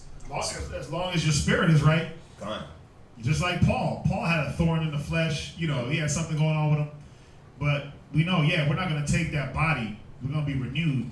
But as long as the spirit, the conscience is geared towards doing the work of the Most High. Kind. Read that. Revelation chapter 21, verse 5. Revelations chapter 21, verse 5. And he that sat up on the throne said, Behold, I make all things new. Behold, I what? Make all things new. So yeah, your body in the kingdom, man, your body's gonna be new. So you don't gotta worry about being in heaven and having tattoos all over your body from your former life, from the life that you regretted. Most High is gonna make all things new, man. So if you got diabetes, you got cancer, you got this issue with this ailment of the flesh, you don't gotta worry about it when you make it to the kingdom. As long as the only thing that you gotta worry about right now is your spirit. That's it. That's your spirit. That's what's gonna get judged. Yep. Did you right the wrongs that you did while you were gangbanging? Because more than likely, gangbanging and living that life, you did a lot of stuff. So you got a lot of stuff now. You got a lot of covering up, not of the flesh, but of the spirit that you have to do now, so that when the Most High look at you, you know, remember our righteousness is as filthy rags. So you want to try to get that rag to be as clean as possible. It's still going to be filthy, but you got to try to get that rag to be as clean as possible. And that rag is your spirit. And that's what you're going to get judged off of. So, yeah, that's it on that. Right. That's it on that. Yeah. Let's get into class. So this class that we're gonna go into today, man, it's gonna be about being circumspect, about looking, being aware. So give me Judges chapter 7, verse 1. Because a lot of What's the title of the class? What you gonna title it? I've never. Oh gosh. It's gonna be we can't be ignorant of Satan's devices. How about that? That's fine. I gotta start making titles. Salaki. Yeah. Do the whole thing without title. All right, Judges chapter 7, verse 1. So we're gonna go into, this is a really dope story if y'all have never read it. It's a story about Gideon. You know, Gideon came from a mother that was a harlot. So, you know, I mentioned that just to mention, you know, a lot of us, we come from these bad backgrounds. But just because we came from a broken household or a bad background, it don't mean that the Most High looks at you like you're less, like you ain't worth nothing. Nah, that's not the case. And especially with this brother Gideon. Gideon right here. So we're gonna touch on something real quick. Go ahead and read. Book of Judges, chapter 7, verse 1. Then Jerubbaal, who is Gideon, Jerubbaal, who is Gideon, and all the people that were with him, rose up early and pitched beside the well of Arab. So Jerubbaal, who is Gideon, is our commander. He's our general right here. We're finna go to war. So he has the whole host of Israel, which is about 32,000 people, if I'm not mistaken. We're gonna touch on that. But we rose up early and we pitched on the side of the well of Parad. Go ahead. So that the host of the Midianites were on the north side of them, by the hill of the Morah, in the valley. And what's dope is, if you were paying attention to the Shabbat class, we were talking about these same Midianites. So we're finna go to war against these same Midianites. Go ahead. And the Most High said unto Gideon, the people that are with thee are too many for me to give the Midianites into their hands. Go ahead.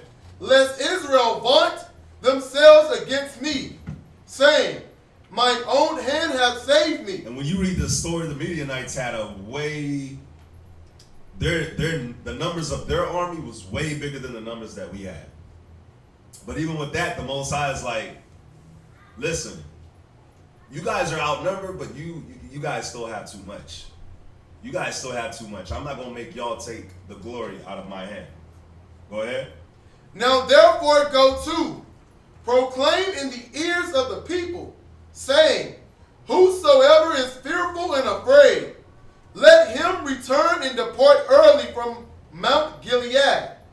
And there returned the people 22,000, and there remained 10,000. So we had 32,000 people total that was ready to go to war against these Midianites. The Most High told Gideon to ask him, listen, if you're afraid, go home. 22,000 out of the 32,000 went home. One reason why is because they're looking at the Midianites and they're looking at that army and they're like, oh my gosh, we only have 32,000. They outnumber us greatly.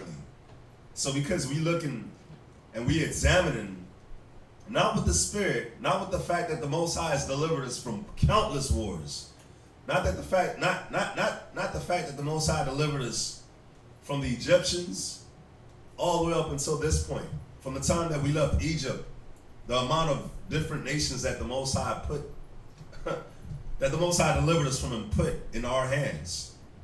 Our people weren't looking at that. 22,000 out of the 32,000 weren't paying attention to that.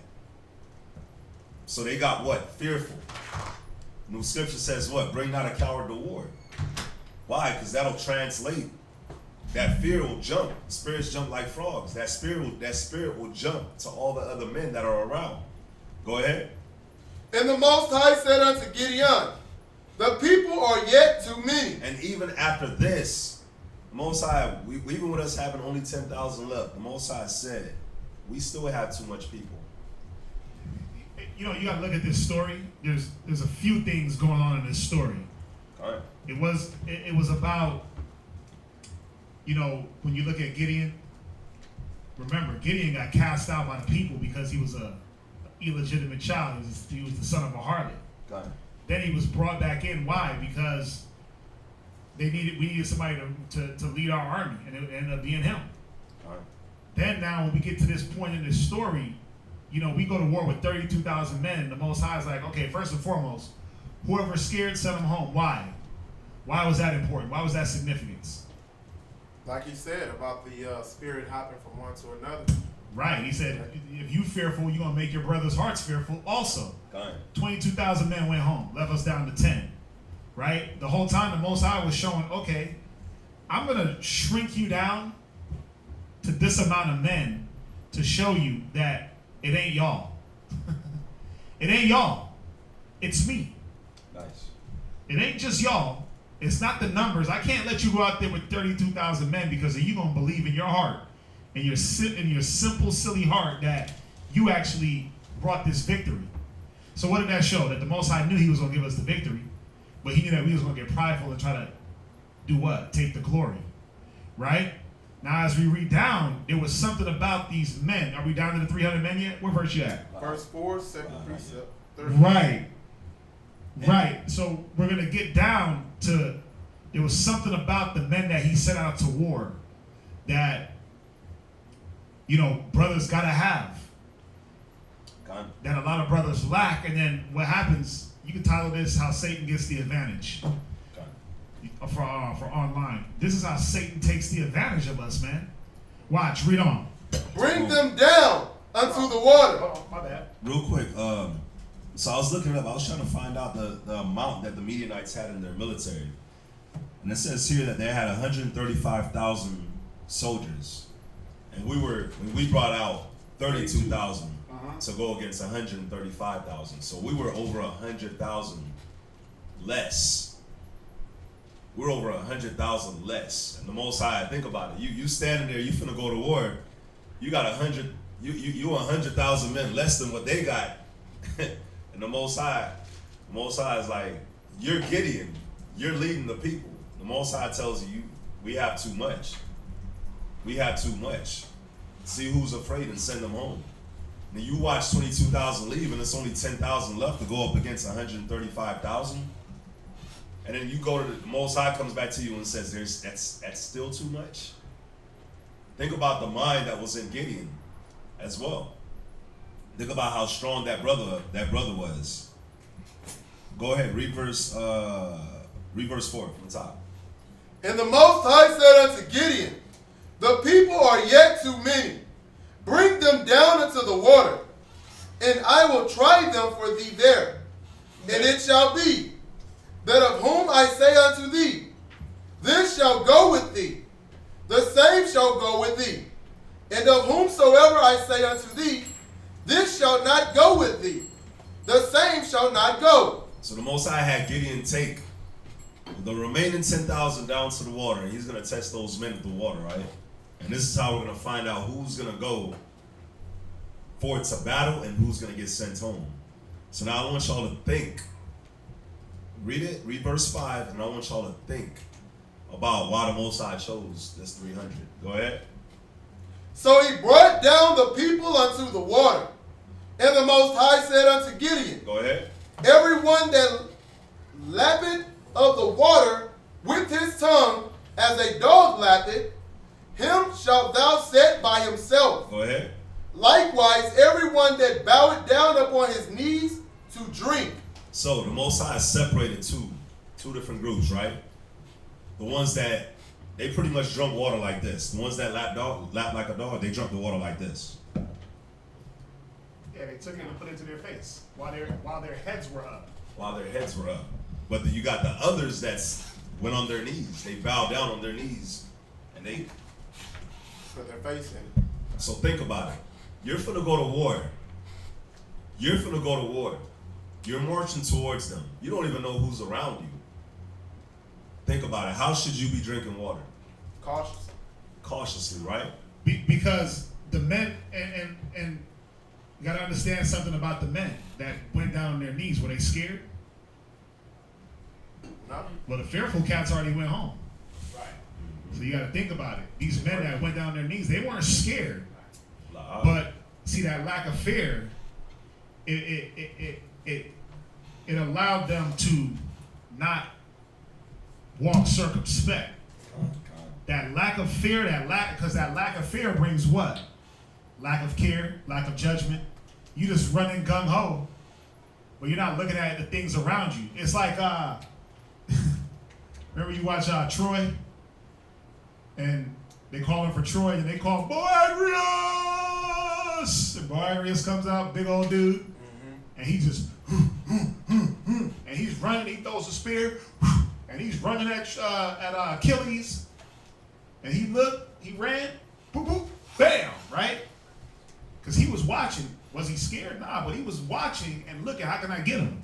Where big dude, he was just so pumped up, he just ran, charging like a bull. And what happened? He got taken advantage of. And it was easy. It wasn't even hard. He sideswiped him, boom, bam. And he just felt like a ton of bricks.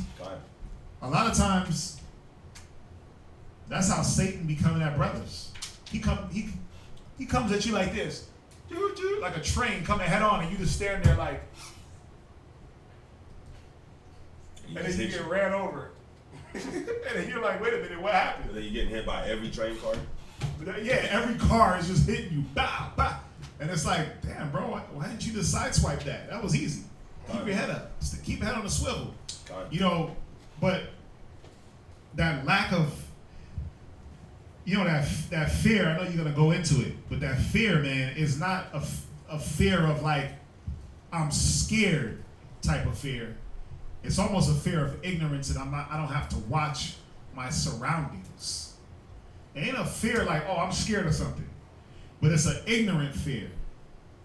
Oh, I don't have to watch what's going on around me. I don't got to watch. I'm good. Most High got me. Khan, he does got you. But that don't mean you don't watch and look for things. Khan. Go ahead. Khan. And just a quick definition on the fear, man. It's hesitantly, timidly, and it says nervously, anxiously, apprehensively. And there was another one that I was trying to find. I couldn't find it though, where it said that it pretty much said you were considerate. So before you made a move, you was considerate. So these men that were at the water, the ones that put their head down, they're not considerate. They're not considering the brothers that surround them, their armies that's with them. They're just like, I'm gonna just get some water. While the other men, they pick it up, they drinking it. Their head is up. Their head is on a swivel. They can look and see while they're drinking water. But these other men, they just put their head down in the water. They ain't worried about nothing. They just drinking. Go ahead, verse 6. Verse 6. And the number of them that lapped, putting their hand to their mouth, were 300 men. Go ahead. But all the rest of the people bowed down upon their knees to drink water. You got to think about like an animal, man. When an animal goes to a water and hold a drink, you got crocodiles in there. They ain't even looking. Well, I'm not gonna say they're not looking. They actually very cautious when they go to drink because they know that every animal's around this water hole. You ever see a lion drink water? His tongue is going in the water and his eyes are like this. Mm-hmm. Yep. Right? He got that long tongue, he's just hitting the water, but his eyes are up looking. It's out of fear, but it's a fear of knowing that at any moment something can just jump on me. I'm not indestructible because that animal at that time is at a vulnerable moment. Right. You're in a vulnerable position. Yes, sir. Right? Even though the lion is the king of all animals, even he's vulnerable in the time of needing to get water. But he's still cautious and saying, you know what? Let me watch. Let me always be watching. Let me not take a break because at any moment, something can creep up. Yep. Y'all see that? Yes, sir. Verse 7. And the Most High said unto Gideon, by the 300 men that left will I save you, and deliver the Midianites into thine hand. And let all the other people go, every man unto his place. Most High is cold, huh? 300 went against 135,000. And those 300 won. Think about it. That's the real 300 movie right there. That's what they got. That's what they got. That is the real 300 movie right there. It's funny, man. It's funny how Esau they got to make up their fairy tales. Right. When we actually got like the real legit, like they got to make the movie Rocky when we had Muhammad Ali, Mike Tyson. They got to do stuff like that just to compare. It shows how strong we are as a people, man. But the point of going to this story was to show, man, you had 22,000 that went home because they're faint-hearted. You had 10,000 that stayed because they weren't faint-hearted. They were ready to go. They were ready for war. About to go up against 135,000. They weren't scared. But even with that, the Most High still has a requirement. It's not just about not being scared and just running in the war without thinking. You always got to be thinking, especially in doing what we do, and especially in living in this lifetime. You always got to be thinking. Why? Why you always got to be thinking? Because Satan is always on the hunt. He's always on the hunt. And guess who he's coming for? He ain't coming for nobody else but us. You know this truth. Your eyes are open. He's coming for you. So he's always on the hunt to come and get you. God. You're pretty much at the watering hole every day. Every day. Go to Job chapter 17, verse 17. Job chapter 7 and verse 17. Another brother can give me 2 Corinthians 2 and verse 11. You was going to say something, Major? Con, I was going to say I have seen those exact same scriptures, 4 through 7, on a documentary. And they were saying how there was a tribe in Africa that utilized, you know how in the movie 300 they did the wolf? They would have to go and kill a lion to be considered a man and a soldier in their tribe.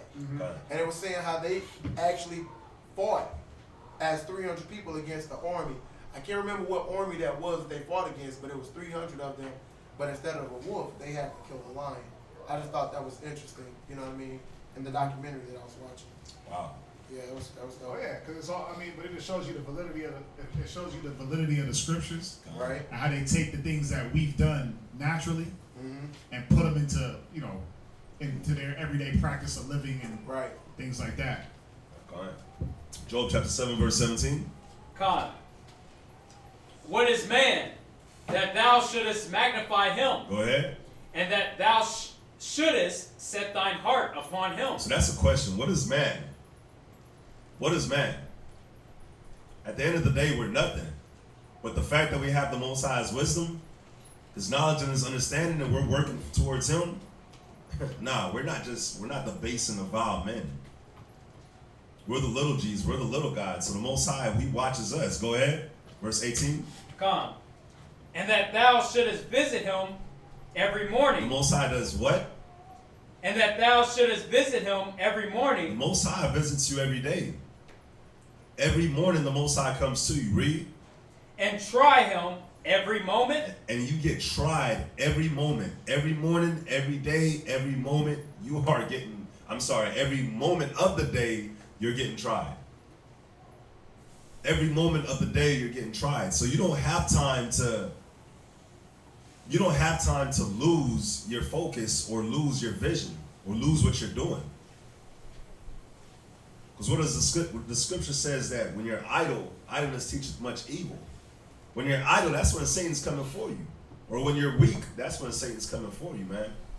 So you got to think, whenever I'm idle, that's when Satan's going to come. Just think about it. If you're not doing nothing, you're off from work and it's just you by your lonely. You're at the house, maybe you're asleep. If you don't have nothing to do that day, just think about all the negativity that can come your way. You're supposed to be you want to stay in the spirit, but you got all this time to yourself. If you ain't using that time to study, then you watching TV or you watching a movie or you on the video games, you wasting time. Your mind is on idle. Satan can come at you at any second. You watching a simple TV show and you thinking it ain't nothing. You watching Love and Hip Hop, Real House of Atlanta, and you thinking it ain't nothing. But they plant a seed in you. Next thing you know, you talking like them.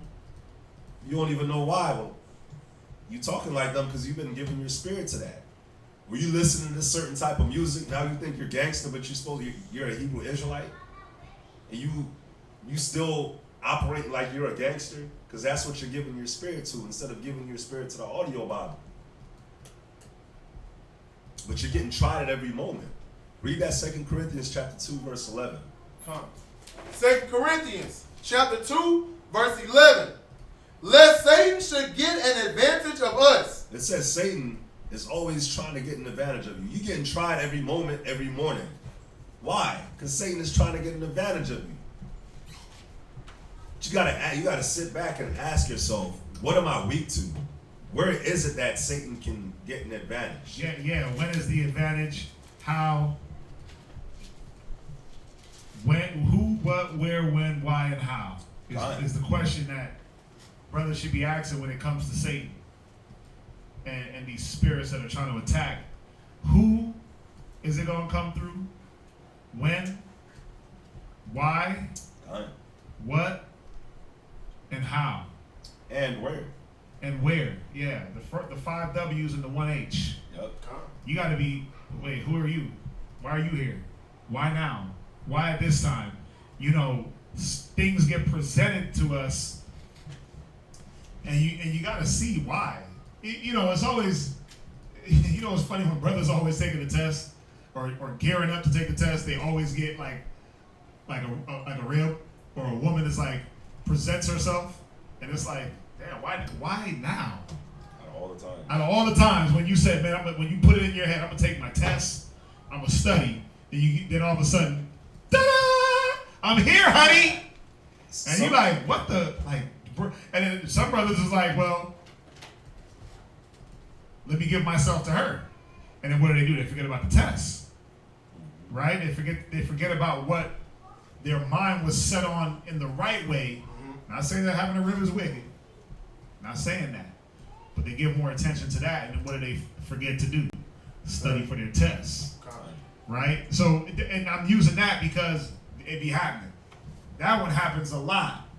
Where and just any type of distractions that pop up. You know, just a random person pops back into your life when you dedicate. You say, you know what, I'm gonna dedicate more. And then all of a sudden, somebody randomly pops up to do what? He said it in that Job, you're tried day and night. What's being tried though? What's being tried in each individual? Well, it's each individual's dedication to what the Most High wants you to do. That's what's being tried. My son, when you come to serve the Most High, prepare your soul for temptation. So if I say in my head, well, you know what? I'm going to take the test. I'm going to start studying for the test. 6 months, I'm taking it. Bam. And then within the first week of me studying, a distraction pops itself up. I got to be looking to see, well, wait a minute. Who are you? Where are you coming from? Why are you here? How'd you get here? What's the purpose? And then you decipher from there. You decipher and break things down from there and say, wait a minute, is this needed right now? Yep. Can it be put to the side on the back burner? What's more important? Or if I just implement Matthew 6:33 into my life, the thing that popped up, it's going to come anyway. It's going to be there anyway. Yeah. Seek ye first the kingdom, and all these things shall be added unto me. And it'll be there if you want it to be there. And listen, it'll be there if the Most High intends for it to be there. If it was Satan's device, if it was Satan that sent that, trust me, what'll happen is you'll be like, you know what? I gotta go study. I can't go kick it with you tonight. I can't go hit the bar with you. I can't go do this. I can't go do that. You'll go study, and guess what'll happen to that person? They'll fade right into the black. They'll fade off, and you'll be like, damn, you'll forget, you won't even remember them. Like, damn, what happened to such and such? Yep. Oh, you're too busy for me. Well, pass my test. Right? Pass my test. I passed my test, or I got through, or I fulfilled whatever vow or whatever it was that I said I was going to dedicate myself to, or whatever goal I was going to accomplish. I got it done. Why? Because I was looking. I was waiting to see where was Satan going to try to throw the jab at. And I had all my parameters covered, because when I was drinking water, I didn't dunk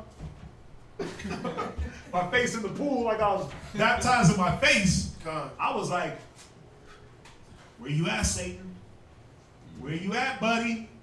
Right? Just like that. Where you at? So, you know, that's what it's about. Trying to weed out and see what advantage, how can he get you? How is he gonna get you, man? Where's the crack in the armor? Yeah. Where's the fault? Yep. Like how can you slip? It's like the examination gotta be. Just think about it. Like you use the example of the test, right? But you can use the example in any arena. Yeah. Any arena. Well, your spiritual antennas gotta be up to recognize, like, what is it gonna be in every arena? Kind. You know what I'm saying? What is it in every arena? It's like, I use me for an example. I use me. If not that I have a lot of free time to do anything, but if something popped up that was gonna now take away some time from the time that I already don't have, I gotta reevaluate and say, wait a minute, hold on. Even if it's good, even if it's a good thing, like camp-wise, and I'm like, wait a minute, okay, we can't do that right now because there's not enough time to do this, this, and this. We gotta stick to what we're doing. manpower-wise, whatever the case may be. I have to be spiritual enough to say, wait a minute, what's good for the body? It might sound good for the body, but is it good at the moment?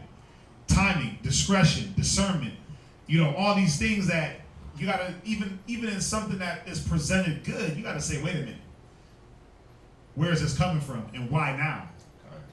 And then you go from there. It's all the different things and all the different things we implement to make sure that the right moves are being made, right? Exactly. Read that verse 11 from the top. Come. Lest Satan should get an advantage of us, Go ahead. for we are not ignorant of his devices. So we're not ignorant of his devices, right? Wow. Or at least we shouldn't be ignorant of his devices. Definition for ignorant: you got unaware, unfamiliar, unconscious, unenlightened, unwitting, in the dark, oblivious, formal, naive, unconscious. unconscious. Unconscious of Satan, because that's how some of us move. We move on. We move unconsciously, like, yeah, I know, but It's like the ain't scripture gonna get says. me. The scripture says, "Touch not, taste not, handle not." But I'm still. I would dibble and dabble a little bit. It's like perfect example, man. Say you're trying to beat the weed demon, but you go and you're hanging around with your cousins or your friends and they smoke weed. Right. You're not being conscious of. But the whole time you're like, man, I ain't gonna hit that. I ain't gonna hit that. Yeah. I ain't gonna hit that. Nope, I'm strong. I ain't gonna hit it. I ain't gonna hit it. I ain't gonna hit it. And then you get around them and they're just blowing smoke in your face. But I didn't hit it. But you catching the contact, right? All you're doing is feeding that spirit. Yep. To what? You're feeding that temptation. Then now it's easier for you to just go get a blunt. Where you could have just been like, you know what? I know what Satan's trying to do. I'm not gonna go hang out. I'm not gonna be around it. Why even put yourself in that arena? Right. He said, flee from sin like you flee from a serpent. All right. Right. So that's what we got to get better at. But before you can even run from the sin, you got to recognize that it's gonna come. That Satan is gonna try to tempt you in ways that, listen, in ways that you would never imagine. Because if you are aware, he's going to try to get you somewhere where you're not looking. He's going to get you in somewhere, I'm on point, my kids are on point, my ribs kind of on point, my teaching is on, everything's on point. And if you're not really, really looking, guess who might fall? The rib. Bow. Satan uppercuts her, you like, wait a minute, where'd that come from?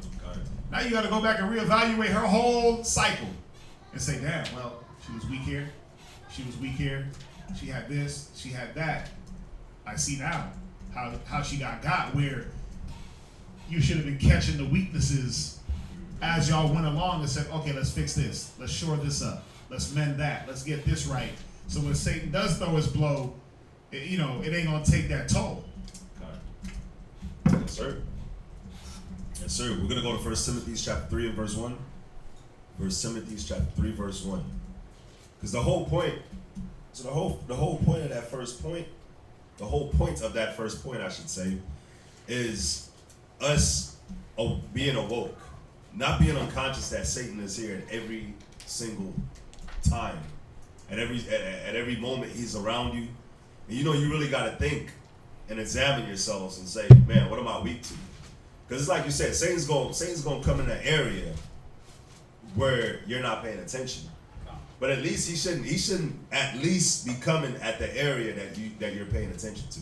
If you know that you're weak to something, he shouldn't be able to get you with that. Because you should be making provisions to make sure that doesn't happen. It's like if I'm gonna use the weed thing again. If you know that your cousins and your families are smoking weed, why even be around them? Why even give them the time of day? If you work in a job, and you know you got anger issues, and you already see somebody that, man, like if this person, the way this person attitude is, I'm gonna end up going off of them. Why would you not already prepare your mind mentally? Like, you know what? I know I lack patience. I know I get frustrated, and my anger can get me. Why would you give that person the time of day? Why would you let that person actually get you? If you know that is a way you can be got, why would you put yourself in that predicament? Or why would you not exercise the scripture? A soft answer turn away wrath. When the Most High is at, when a man's ways please the Most High, he make his enemies be at peace with him. Why would you feed into that? Like, man, I can't wait for her to talk to me like that, so I can go off on her. And then next thing you know, you lose your job. Next thing you know, you lose your job. You got a family. You got all this that you got to take care of. But because you're not paying attention, that happens. Or you striving and you know your rib, she ain't all the way there yet. Instead of you trying to help your rib get there, you just letting her be. So now when she falls, it's like, now you gotta pay for the repercussions of her falling. And they use a certain way. You know, you're not trying to exercise the scriptures in the right way. And now you might end up falling too, because of something that your rib did. So we always gotta be circumspect and watching and asking yourself, man, what is my weakness? Is my weakness lust? Is it slothfulness? Is it being impatient? Is it I don't like to study? What is it? And then let me make provisions to not let Satan get the upper hand on that. Because you know he's coming for that. So let me not put myself in a predicament where I can get caught up by that. Whether it's a chick, whether it's a man, whether it's the porn, whether it's the video games, whether it's the TV, whatever it can be, let me not put myself in a place where he can get me on that, because it says what?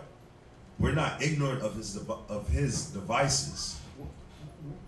Let me ask y'all a question, not to cut you off. What's one of Satan's devices? I was just gonna go into that. No. But I want y'all to really think about this. What's one of Satan's devices? What's one of the things that he's known for doing real good? Huh? Right. See, I'm not going into it like that. Not like that. Not about the people, but it's more about circumstance. Go to Romans 7 and 21.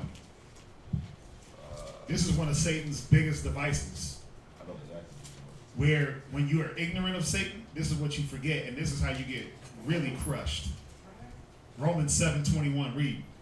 Romans chapter 7, verse 21. I find then a law. Read. That when I would do good. So when you're doing good, right? Because when you're doing good, what are you in?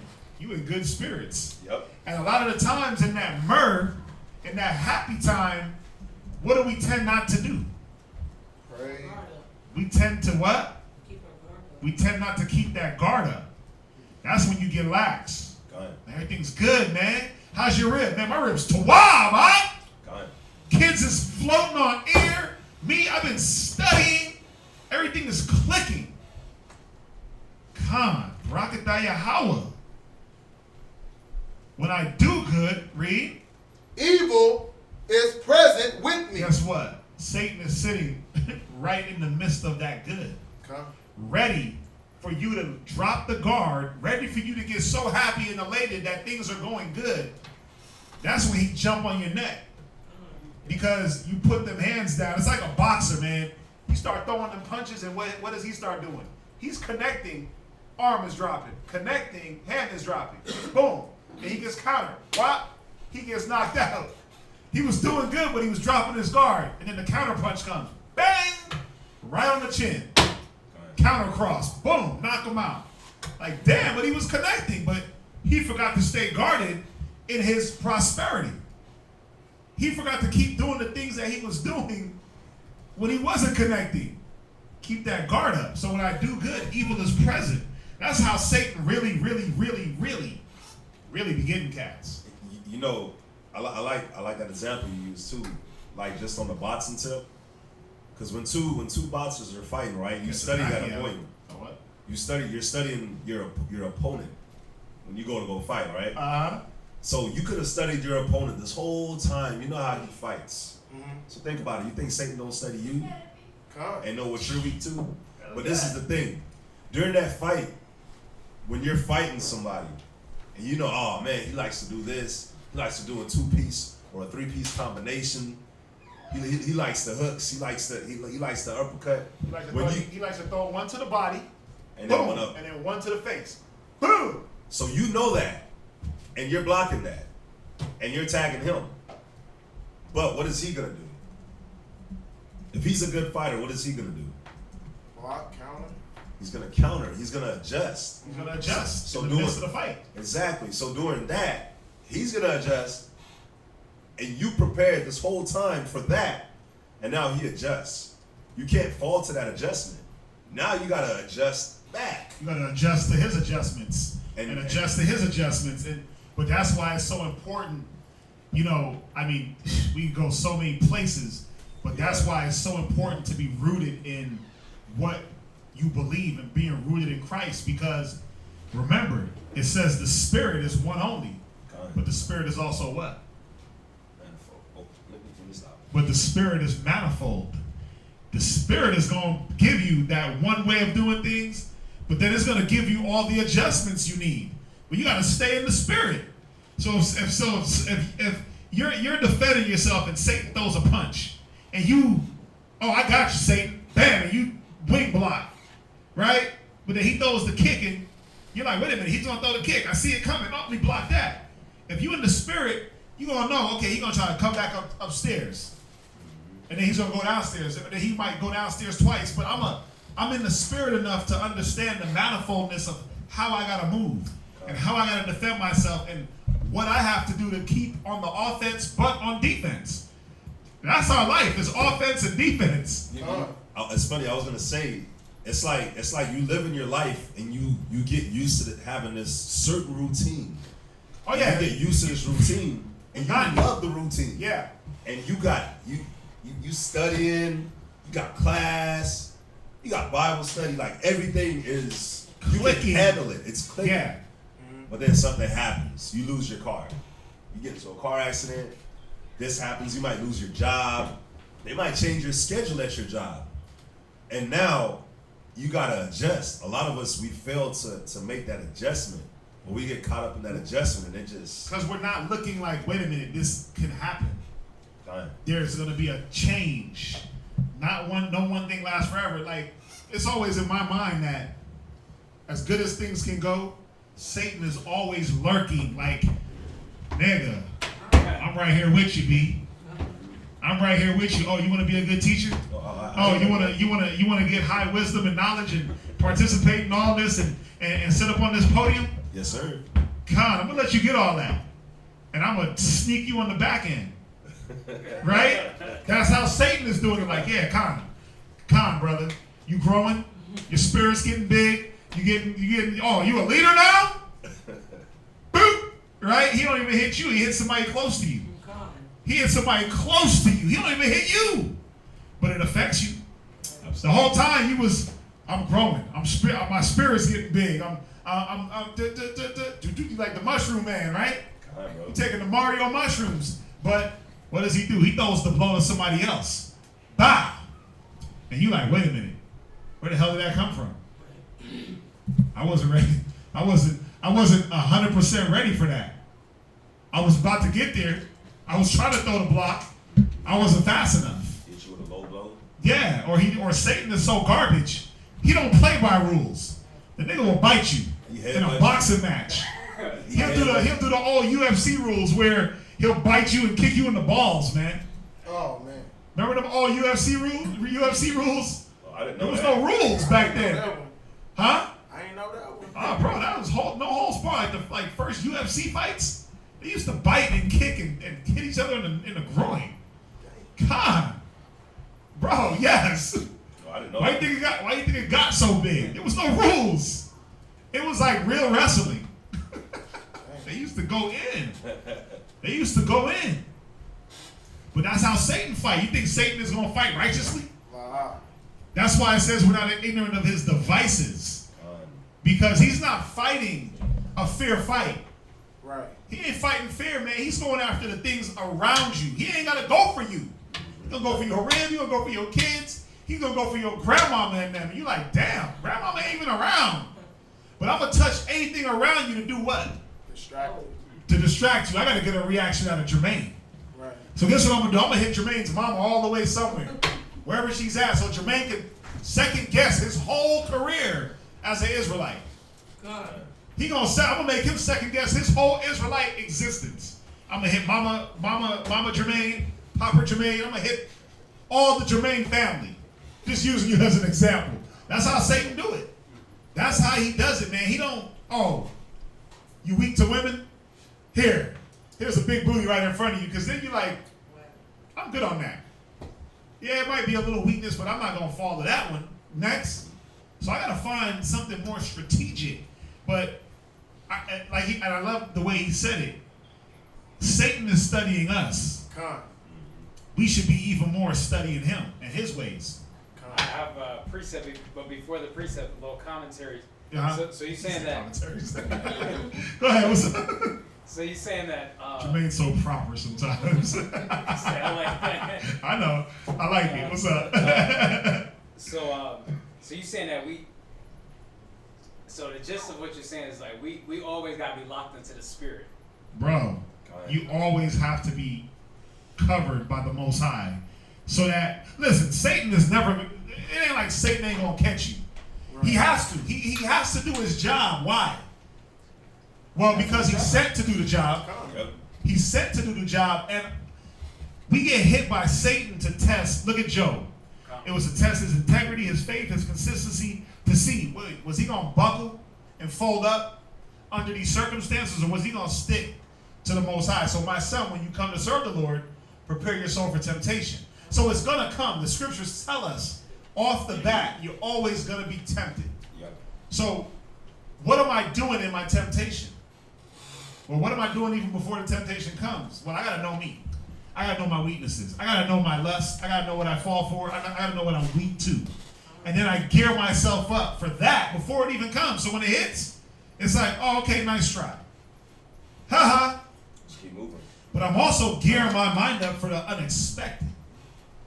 Because when that unexpected blow hits, that's the one that hurts. He'll dangle the fat booty, right, as a deception. Like, booty, booty, booty, booty rocking everywhere, right in your face. But he's doing this, behind his back to get you. Show one hand, and the other hand is doing what? Jabbing you in the gut. You're like, damn, I wasn't ready for that. So the whole point is what? I got to gird up and armor up all the way through. I got to make sure that I'm sound in the faith, all the way rooted. So when Satan comes and tries to pull me and uproot me, nah, bro, I'm in there. I'm in there. Think about a tree. If a tree is rooted, it don't matter what angle you come from, you ain't getting that tree out. You can chop one, you got to stump him. Shoot, the root. And even then, when you stump a tree, he'll grow back over time because them roots. You can chop him down to the stump. Yep. You have to poison that stump to get that tree to die. No matter what angle you come from on a tree, man, you ain't gonna rock him if he's rooted. That's how we gotta be. Rooted in the faith, ready to abound more and more. But it takes a constant. Why you think we Beyond brothers? Like, y'all need to be out there messing with the stuff you messed with earlier in life. Why you think that's the speech and that's the talk? Because we're trying to get brothers to be rooted in there where nothing can shake you. But see, if you're naive to think like, oh well, it's just I'm just kicking it with such and such, you're not seeing that opportunity of kicking it was an opportunity where you should have been guarding yourself more and more. So it ain't us just like trying to be damn bullies and dictate nobody's life. I can care less. The only lies I want to dictate on my kids until they get old enough where they like, screw you, dad, we're gonna do our own thing. So it's not to dictate anybody's life or master over nobody or show some dominance and strength, but it's really to show brothers, hey, you want to last in this life? This is how you got to do it. It's like you want to make your entrance, like it says in 2 Peter chapter 1, verse 10 or 11. It says you want to make your entrance sure so that we're not doing all this for nothing. So when this is over and done, when all this is over and said and done, you want to make sure that you can stand in front of the Most High boldly, like your entrance into the kingdom is sure. Why? Because you're rooted. You stood there. Every time Satan came, Yeah, he might have knocked you down, but you got back up. Right. You'll never be able to knock him out, but he'll knock you down, but you'll get back up. But you still tagging him at the same time, like it says back in Genesis. Yeah, his blows are not so detrimental where you're dead and you're finished and you're gone. Again, Satan is going to come and he's going to throw body shots. He's going to throw headshots. He's throwing haymakers. The nigga is throwing haymakers right now. But am I going to be knocked out on the canvas? No. Am I going to stumble a little bit? Oh, damn. Got me. All right, cool. Get back up. Hands up. That's the point. And then let me watch out for the left hand, because that's what he loves to throw. And then when I get used to that and he sees I'm blocking, he's going to come with the right hand or a right hook or this or that or the uppercut. Boom. Or something that I can't see. But the whole point is to be ready. Stay in the spirit and you'll know how to move. Okay. Where we at? We're going to go jump to... You got something else? You got a precept. What you got? I hope I'm not jumping, but that Ephesians 6:12. Gird up. For we wrestle not. You can go there. Yeah. Because you ain't got it. Nah, yeah. You can go there. That wasn't in here, but go ahead. Go there. I like it. Ephesians 6:12. For we wrestle not against flesh and blood, right? But against principalities, against powers, against the rulers of darkness. And that's what it is, man. The rulers of darkness is going to be using his power to do what? Control and manipulate the things around you to do what? To make you lose focus, but to get a reaction from you. To make you doubt and second guess and say, you know what? This ain't the truth. Why do I have to go through these things? Why do I have to go through these things to approve myself into the kingdom? Well, where were you about to go right now? He's going to go to 1 Timothy 3:1. God. Go to 2 Corinthians 6 and verse 4 instead. I just said it. And then we can go to Timothy's. It's going to go right into Timothy's. Watch. 2 Corinthians 6 and verse 4. 2 Corinthians chapter 6 verse 4. But in all things approving ourselves. Doing what? Approving ourselves. Read. As the ministers of the Most High. Right, come on. In much patience. Right. In affliction. Read. In necessities. In necessities. In necessities. Right. In distresses. Right. In stripes. In imprisonments. Read. In tumults. Read. In labors. Read. In watching. So in all this, you got to work and you got to do what? In what? In fasting. No, what was the last one? In watching. In what? Watching. See, you got to be watching. Yep. You going through all of this, labor, stripes, this, that, and the whole time, you still got to have that head on a swivel, watching for Satan, watching for the adversary, because this is how you get approved. This is how you make it in. God. So you have to be watching and watchful, not for just yourself, right? But for the ones around you. You got to be watching for their spirit. While you're watching for your own spirit, while you're still catching affliction, while you're getting blessed, while you're getting cursed, while you're losing, while you're sacrificing, while you're fasting, you got to still be up like, man, okay. Got to be tossifying. Where is he coming? Where's he going to come from? Everything's all good right now. My rib is like a pillar of rest, literally. She's like an angel that has ascended from heaven. Where is Satan going to come? He's going to come in what? A quick little misunderstanding that we had to throw everything off? Yeah. Or he's going to come in a disagreement, go left. No, I want to go right. Nigga, what? Blah, blah, blah, blah, blah. Satan automatically, woof, here I am, children. Yeah, he's ready. He is ready. Now go to Timothy's. Come on. And you know, I like, I'm so glad you actually dropped this. This sits in 4 because it's my favorite. That's one of my favorites. Because of the watchings, right? Yeah. You got to think about it too. Another thing that you got to watch for. You know how you got another sscripture in 2 Corinthians that says that we covet the best gifts. Mm-hmm. So one thing that you're always watching for is the gifts that brothers and sisters have. Right. Whether in the camp or even outside of the camp. Because there's people outside of that don't even know they're Israelites. They have gifts too. And you can look at it and be like, damn, this person is very zealous, but they're zealous for wickedness. Let me at least try to match that zealousness that they have. But even with the watchings, right? you're watching, but you're watching other people and you're seeing what they're dealing with and how they're going through what they're going through. In case you ever have to go through that, you can follow the same steps. So it's another reason why you gotta watch. You gotta watch, man. You gotta watch how people handle stuff.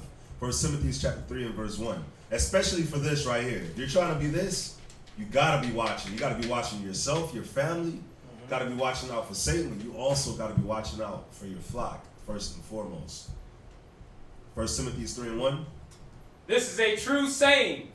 If a man desire the office of a bishop, he desireth a good work. And we all desire this office of being a bishop. We all want to be leaders and for the Most High. Why? Why do we want to be leaders for the Most High? Because we're trying to get the hell out of here.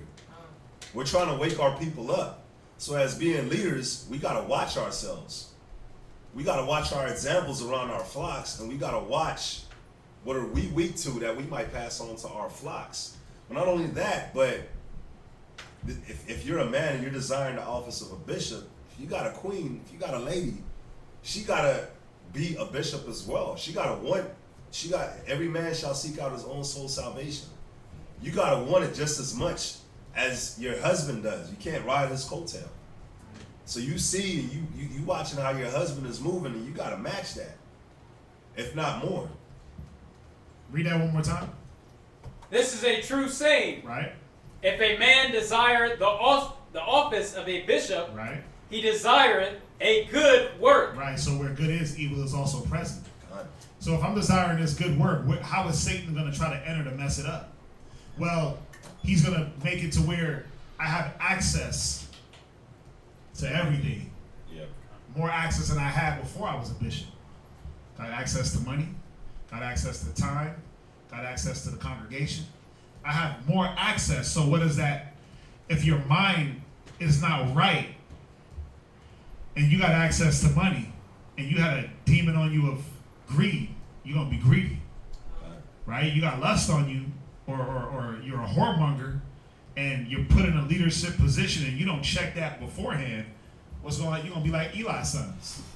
Yep. Eli's sons was waiting at the door of the congregation ready to bang everything that walked in. Married, unmarried, it didn't matter. It was banging everybody. Like these pastors in the world. Right. So if you're trying to do a good work, how is Satan going to disrupt that good work? Well, within that work, things are going to be there for you to mess up. Damn, there's a little extra cash. Let me skim some off the top. Right? Damn, man, sister's looking fine. I know I just counseled her about her marriage, right? But man, her man ain't taking care of her, man. Sis, hey, let's have a secret meeting. Right? Ain't that how they do in the church? You be watching them church movies, they be counseling, he end up hitting Greenleaf and all that. Yeah, you take it right in the pastor's chambers, get topped off back there and all that, right? Damn, man. I got a lot of extra time, man. Let me not put together my classes. Let me just make sure I take a tour around the world. You can destroy that good work because Satan is ready, right there waiting. Yep. Right there waiting for you to not go home after you go to the gym, right? Like me, I got a routine. I have a strict routine that I stick to. Because why? I have a little bit more time away from having to be in the mall, but I have more time, I'm more accessible. So my routine is very, very strict. It's gym, mall, home, class. And some days I'm like, I'm not gonna go to the gym, I'm gonna work out at the house. I'm like this. I'm a square of all squares. Square, they call you a cat like me, they be like, you a square. I'm like, hell yeah, you damn right, because now the thought is not hitting my brain like, just keep going straight. Like, keep going straight, where am I going? And then next thing you know, you end up somewhere where you don't belong, and then things are being added or put in front of you that you don't need. Yeah, man. So I'm like, bruh, if my life is about going to the gym for a little bit, going to the mall to check up on brothers, and then taking myself home to study, Barakatah Yahweh, I'm good. That's all I need. That's all I need. I'll stick to that script until something changes that includes the body. But see, it's easy for me to be like, well, damn. Now let me go over to the mall real quick. The Galleria Mall. That's where the chicks with the money is at. Right? I got all the time in the world. Let me hit the gym, get buff. Right? Hit the Galleria and back on everything. Right? I'm at the mall. I'm out of trouble. But no, I go to the mall that we have the business at to maintain and manage the business. Yes, sir. But it's easy to say, let me bend off and go do something weird. But then what's going to happen? I'm going to turn the good work and the service into something bad. Now, why am I not going to do that though? Because before I was handed the office of a bishop, and I'm not going to say handed, let me take that back. While I was working for the office, these things were being proven in me. Yep. Okay, Partizan, you're going to run this for a little bit and see how you deal with it. We're going to put you in this situation to see how you deal with it. Oh, he didn't steal. He didn't run off with some chick. He showed up on time and was there consistent for years. Okay, you got it. See, these things were proven before the Most High promoted. Yes, sir. Or else what? We'd be just like church, man. I'd be stealing money and banging the congregation. Oh, man. It'd be just like church. It'd be just nothing but scandals. You see, but these things, these faithful things, have to be handed to a faithful man. Now teaching others and proving the things in him. You see that? So it's very important how Satan will destroy the work. One man, one sinner destroy much good. Satan will destroy the work through one man, and it'll topple everything down. Yeah. Go ahead. Go to Luke chapter 22, verse 31. Luke chapter 22, verse 31. I like the point that you brought out too about how, Satan, one man, like the scripture says, one sinner destroys much good, but you can make one mistake, man, and you can really mess it up for everybody. For everybody. And me and my real was talking about it earlier, but the name of the Most High is blasphemed through the Gentiles, through us. And when we mess up, we don't just mess it up for you or your family or even the camp. We mess it up, depending on how it was, you mess it up for all the Israelites, man. Name of Israel. For all the Israelites. Yeah, you kill your wife and claim Israel, they don't think that we all murderers. You beat your wife and claim Israel, we all wife beaters. They don't do that with nobody else but us. You sitting there lusting after every woman, and then you use the Bible as the Bible says I can have 1,000 wives. The Bible doesn't say to lust after every chick you meet. Like, hey baby, let me massage you with like. So that's all y'all are about is just wives? It's like no. It's like I was mentioning earlier, man. On World Star Hip Hop, they had this one video of this brother, and it's probably still on there because they posted it yesterday. But they had this one video of this brother, it's on there. And he's showing he has like 7 wives, and they're all in the kitchen with the kids, and like they're like preparing the meal. And he's like, look, here's Susanna, here's Ruth, here's Esther, here's such and such, and it's like, bro, but that's what you're putting out there. So instead of course, World Star Hip Hop ain't gonna post nothing good. So you post that on there, and people are looking at that like that's all they about. And that's one of the main things that always deter a lot of brothers and sisters is when they see that. Like brothers is really out there just teaching that, but that you post that, and people that don't know about it, you got parents, you got family members, friends that don't know about what it is about being an Israelite, and they see that and they're like, and it just deters them. I had a conversation yesterday with somebody about that, and they were like, man, I can't, the whole multiple wife thing. I was like, yeah, I know that it's put out there like that's all we're about, but that's not what we're about. God. It says a man got to be a man, a bishop must be a man of a first wife. Mm-hmm. Paul said it'd be better if you didn't even touch a woman. Mm-hmm. So the majority ain't on that. It'd be these Negroites that are by themselves, they got nothing to do, they got no understanding, and they think that, oh, well, Isaiah 4 says I can have all of y'all. You better be ready to teach them. Husbands dwell with your wives according to knowledge, but they ain't doing that. So they're using the Bible for the wrong purpose. Okay. Luke chapter 22, verse 31. Come. And the Most High said, Simon, Simon, behold, Satan hath desired to have you. So this was actually Christ. This was Christ speaking to Simon. He said, yeah, Yahushua. He said, Satan desires to have you.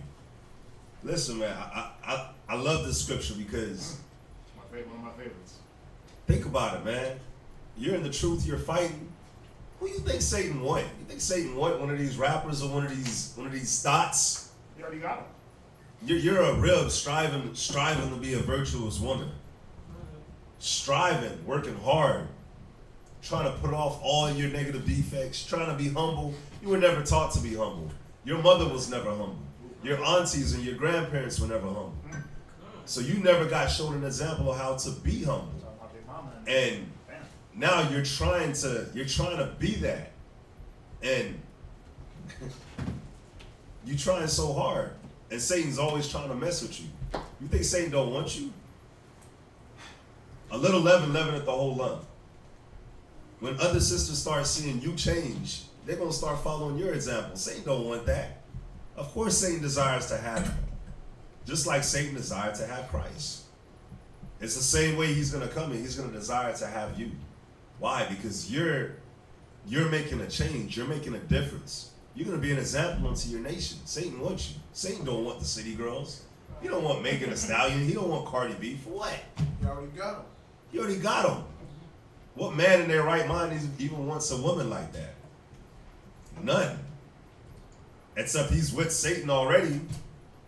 So you got to see, man, Satan desires to have you. Read. Come. That he may sift you as wheat. Y'all ever seen somebody sift wheat? Come. You doing that, you just get broken into pieces. You getting broken into pieces. You ain't the same as you used to be before. You just broken up. Go to Matthew chapter 12 and verse 29. Matthew chapter 12 and verse 29. So Satan wants us. Satan wants us. We're the ones fighting.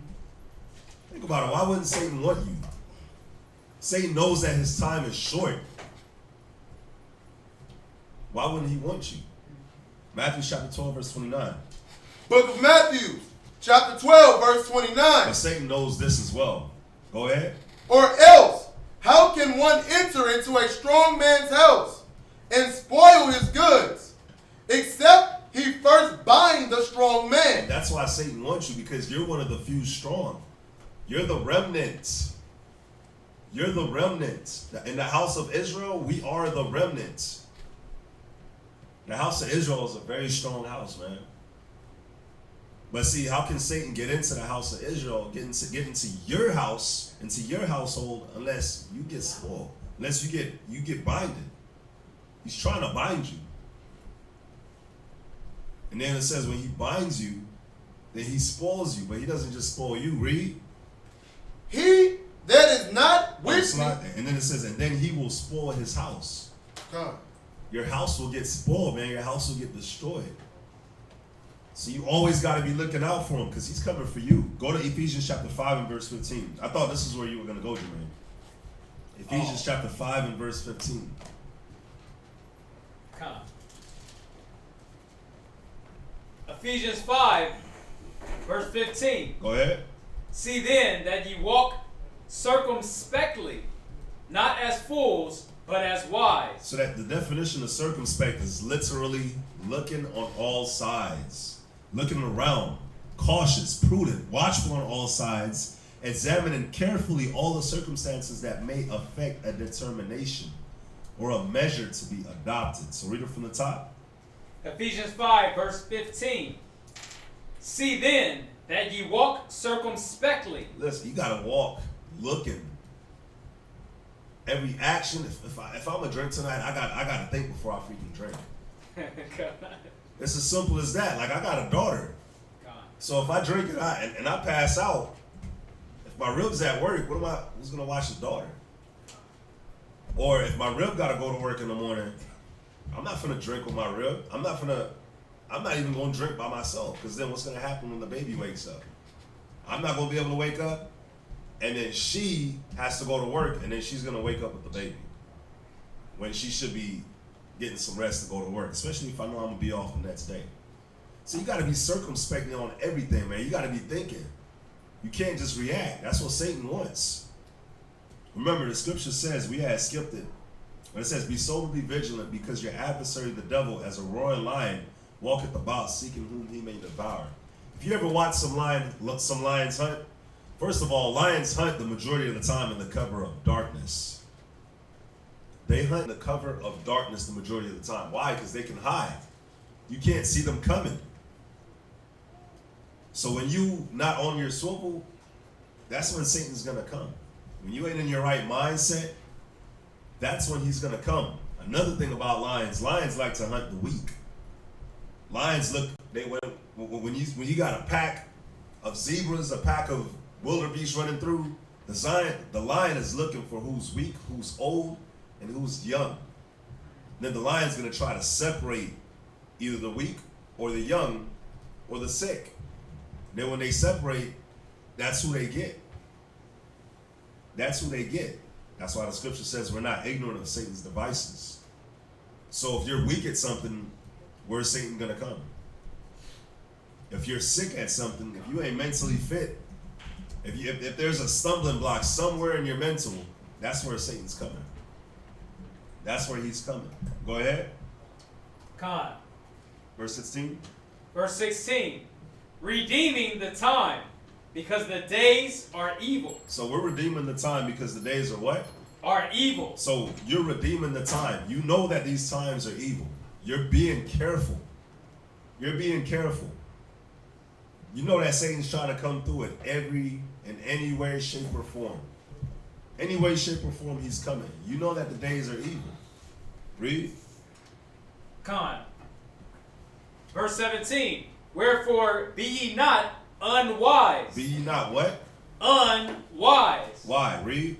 But understanding what the will of the Most High is. And that's what it's about, especially for us. Us trying to be bishops. Us being wives and supporting our husbands that's trying to be bishops. That's trying to wake our nation up.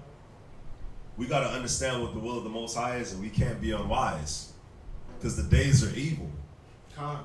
The days are evil. Our people depend on us. So if we showing them a bad example, we hinder in the process, man. We hinder in the process. Go to Ecclesiastes chapter 32, verse 21. Another brother give me Ecclesiastes chapter 5 and verse 15. I have a comment on what you said. I like when you mentioned be mentally fit. This picture that came in my head, I'm like, that'd be dope on a shirt with some fringes. Be mentally fit. But it made me think about a conversation I was having with a brother today about working out. And it was like, in order to even be working out, you got to be disciplined. So like that saying has to be applied to even, that to be mentally fit. So I was just... Yeah, to be mentally fit, you got to be disciplined. You got to be... What makes you mentally fit, though? It's the Most High's word. Okay. Because you got a lot of people in the world, they got knowledge, you got scientists, you got all these people that they're worldly smart, but they're not mentally fit. The only thing that makes you mentally fit is the Most High's wisdom. So you got to be exercised and disciplined in what? The Most High's word. That's it. That's the only way you could be mentally fit. Just think about your family members and your friends. They're not mentally fit. But why? Because they're not rolling with the Most High's word. They smoking, they drinking, they doing crack, they doing all kinds of filthiness. Read that, Ecclesiastes chapter 32, verse 21. Ecclesiastes chapter 32, verse 21. Read. Be not confident in a plain way. Read that from the top. Be not confident in a plain way. Yeah, we can't be confident just because a way is plain. We can't be confident in that. We're good at it. Do me a favor. When you're in class, get off your phone, Lamont. You here for class, right? Yeah, go ahead and get off the phone so you can pay attention. Go ahead, read. Be not confident in a plain way. It says, that's what the scripture says, but think about it. It says where good is, evil is also present. So there's no reason for you to be confident in a plain way. So that's how Satan gonna get you, because you sleep. You thinking it's all gonna go good. And that's where you mess up. It's like the Giants. It's like when Caleb and Caleb and Joshua? Yeah. Yep. Caleb and Joshua, when they finna go to the land, they see the giants. Giants looking at them like, yeah, y'all grasshoppers compared to us. We ain't finna worry about y'all. Y'all ain't nothing. But that's how they fell. Ecclesiastes chapter 5 and verse 15, and then Ecclesiasticus chapter 4 and verse 20. Come. Ecclesiasticus. Actually, just read Ecclesiasticus chapter 4 verse 20. Crunch for time. Chapter 4, verse 20. Go ahead. Observe the opportunity. No. Read Ecclesiasticus 5 verse 15. Ecclesiasticus chapter 5, verse 15. Go ahead. Be not ignorant. Be not what? Ignorant. See, that's what it comes back to, is about a man's or a woman's ignorance in what? In how Satan presents himself. God. Not the fact that he's going to, but how is he going to? Read. Be not ignorant of anything Uh-huh. in a great matter or a small. Right, because he's going to come in small matters. They say the devil's in the details. But if you're an ignorant brother, what's going to happen? You're going to get caught up in the small matter. Go ahead. That was it on that. Right? Was that it? God, that was it. Now jump down to 4 and 20. Ecclesiasticus chapter 4, verse 20. Read. Observe the opportunity. Do what? Observe the opportunity. Observe every opportunity, whether good or bad. Every situation, observe it. Read. Come. Observe the opportunity and be aware of evil. And this is a problem. A lot of us, man, we're not beware that Satan is always around. I'm gonna read this Job real quick. It says, "When I looked for good, then evil came onto me, and when I waited for light, there came darkness." And that's a cold scripture. You could link that with the Romans 7 verse 21. What was that? What was that scripture again? Salak? It was Job chapter 30 and verse 26. "When I looked for good, then evil came onto me, and when I waited for light, there came darkness." So you always gotta be wary of evil, even when you think it's a good opportunity. You never know what could happen, man. You might get a job. That job finna pay you. You finally finna be making some money. Be on your feet, but what does that job do? It take you away from class. They got you. You can't be in class. You can't. You late now. Next thing you know, you're drawing farther and farther away from the spirit. But you can't watch online. You can't give yourself your spirit to the Most High like you used to. You're away from your family. You can't spend time with your family like you want. How many doctors and lawyers does that happen to? They go to college, spend all that money in college, get the degree, but they can't spend no time with their family. That ain't what you want. Not all opportunity is good opportunity. Go ahead. Come. And be not ashamed when it concerneth thy soul. And I love the scripture right here because it says, "Be not ashamed when it concerneth your soul." Ashamed meaning embarrassed or humiliated. So if it's concerning your soul, why would you be embarrassed or humiliated about it? If you know you're weak to something, man, you better communicate with a brother or a sister. Look, this is my weakness. I'm battling this. Help me out. Or I'm dealing with this mentally. Yeah, but too much pride be stopping bros and sisters from communicating. No, I'm gonna handle it. I got it. I'm good. I'm good. But that's Satan right there. That's right. Satan right there hitting you and having you deceived, thinking like, oh, you can just handle it on your own. It says before every enterprise you counsel. What man go up to war and count not the cost? But see, Satan will have you thinking, oh yeah, I'm an army of one. I'm a lone wolf. I'm a lone warrior. I'm the only one that understands what I'm dealing with. It says no, there's no temptation that's uncommon to man. But no, y'all just don't get me. Y'all don't get it. Y'all don't know. Nigga, we been through it. I'm double some of y'all's age. I'm double some of y'all's age. I got experience. And then I got the scriptures to back it up.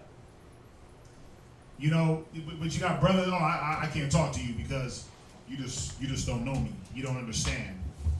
Bro, he's the officer above you because he understands. He's put there to be able to help you. He's put there to be able to help you because, and then, you know, it's a trick. It's how you trick yourself out of getting things worked out because you're like, well, I'm gonna counsel with this person. And then you never do. The brother comes to you, hey man, what's going on with you today? You all right? Yeah, I'm good. I'm gonna wait for such and such. And then you never go seek out the counsel. And then what happens? Satan body blows. Like, remember when Neo was getting punched 1,000,000 times and he just bled from the mouth? Oh, in the first one. Yeah, you like Neo just getting beat up. Then you just, all of a sudden you bleed from the mouth. You're like, damn, why is this brother bleeding internally? What happened? Well, Satan was there damaging your guts the whole time, but you thought you were going to do something else. Where we at? Jump to Ecclesiastes chapter 18, verse 27. Book Ecclesiasticus, chapter 18, verse 27.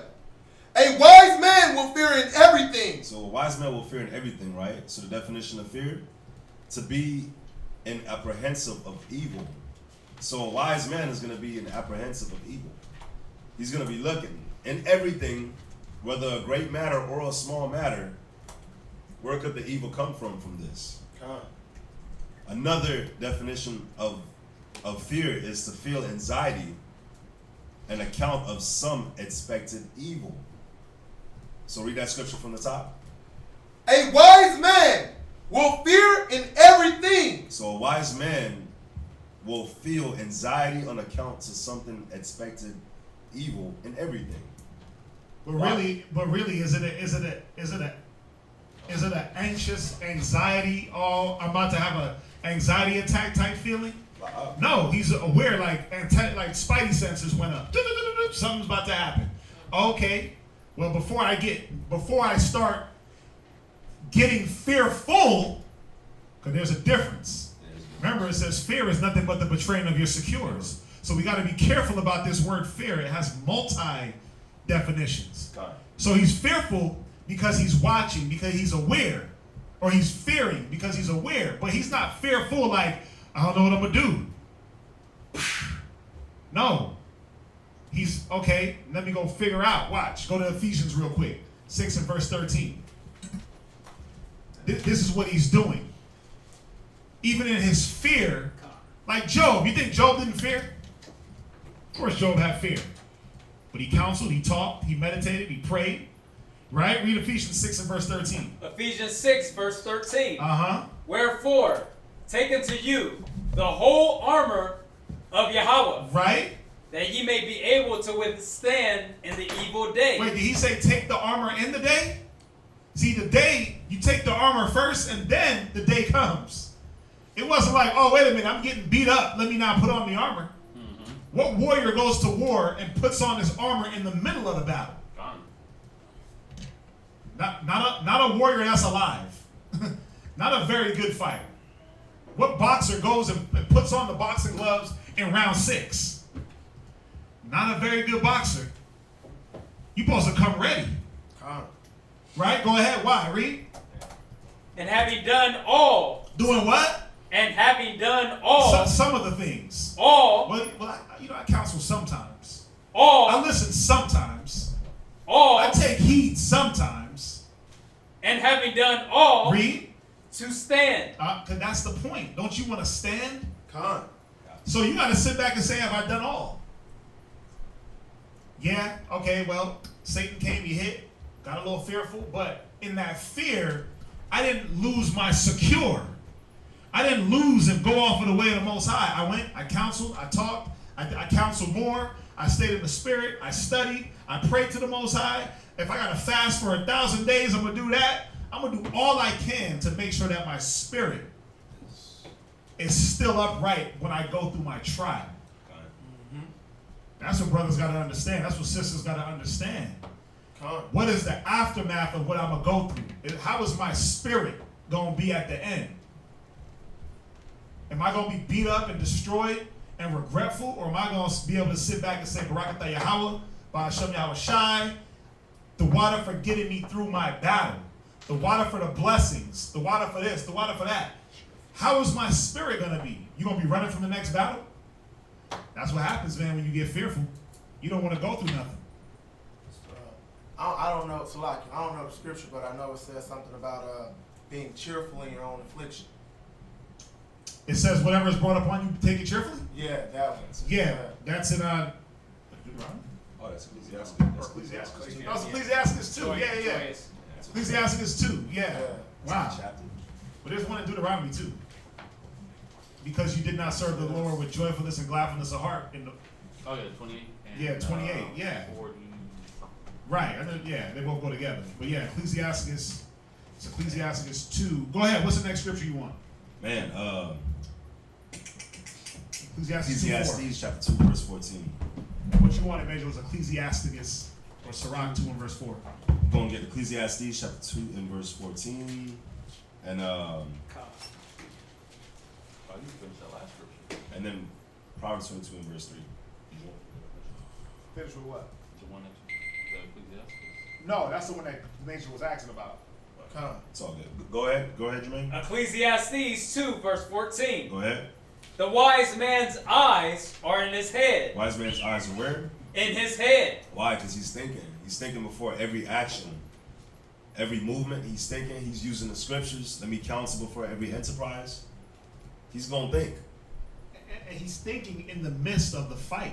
God. No man that warreth entangle himself in the affairs of this life. God. Why? Because I'm in the middle of a damn war. I can't be worried about what everybody else is doing. I'm trying to keep my head down so I don't get my noggin blown off. It's not our rest. Right. This is not the time to kick it. This is the time to, wait a minute. Am I hunkered down? Do I got enough, what do they call them? MRIs or MREs when it's time to eat? Do I got enough ammo? Is my gun cleaned? Right? Is my canteen filled? No man that warreth entangle himself in the affairs of this life. I gotta be in warrior life. Warrior mode. The armor, did I bring my armor with me? Or did I run out without my feet? Without the chainmail? Damn, I ran out armored up with no sword? Damn, bruh. How am I win this one? Because I'm so involved in what's going on around me. But it says a wise man's eyes are in his head. Yes, he's always thinking. He's always thinking and thinking of how do I accomplish the goal? Where we at? Go ahead. Read it one more time. Ecclesiastes 2, verse 14. Uh-huh. The wise man's eyes are in his head, but the fool walketh in darkness. Yeah, the fool's not even seeing. He's not even thinking. He's not thinking, he's not looking, and he's not seeing. He's not hearing, I should say. And It's a listen, lie. he's not growing. He or she is not growing. He or she is not prosperous. He or she is not successful. Especially not in this arena. Especially not in this arena demands what? Growth. Growth. There must be growth. There must be change. Because if not, like the scripture says, Christ is going to look at you and be like, where's the fruit at? Yep. He demands that fruit. So if you don't have the fruit, The tree that bringeth forth fruit must be purged. The tree that bringeth forth not fruit must be purged. So there's going to be a purge.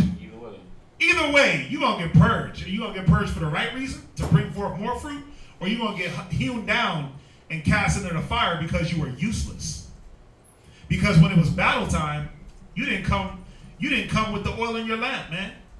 When it was time to see in the dark, your lamp was flickering. And you sitting there like, bro, let me get some oil. Let me get some oil. Bro, the time for getting oil was, we passed that time. We was all filling up our oil. What the hell were you doing? Snapchat, Facebook, Instagram, women, dates, this, that, drinking. That's what you was doing? Well, good luck. Read. God, and I myself perceived also. That's it on that. yeah, he's going to Oh yeah, Ecclesiastes chapter 32 and verse 18. Threefold cord is not easily broken. Come. Ecclesiasticus 32, verse 18. A man of counsel will be considerate. A man of counsel will be what? Considerate. Considerate. He's going to be considerate in all that he's doing. He's considering where he's going, who he's with, who he's talking to, what's happening around him. He's being circumspect. That's right. Read on.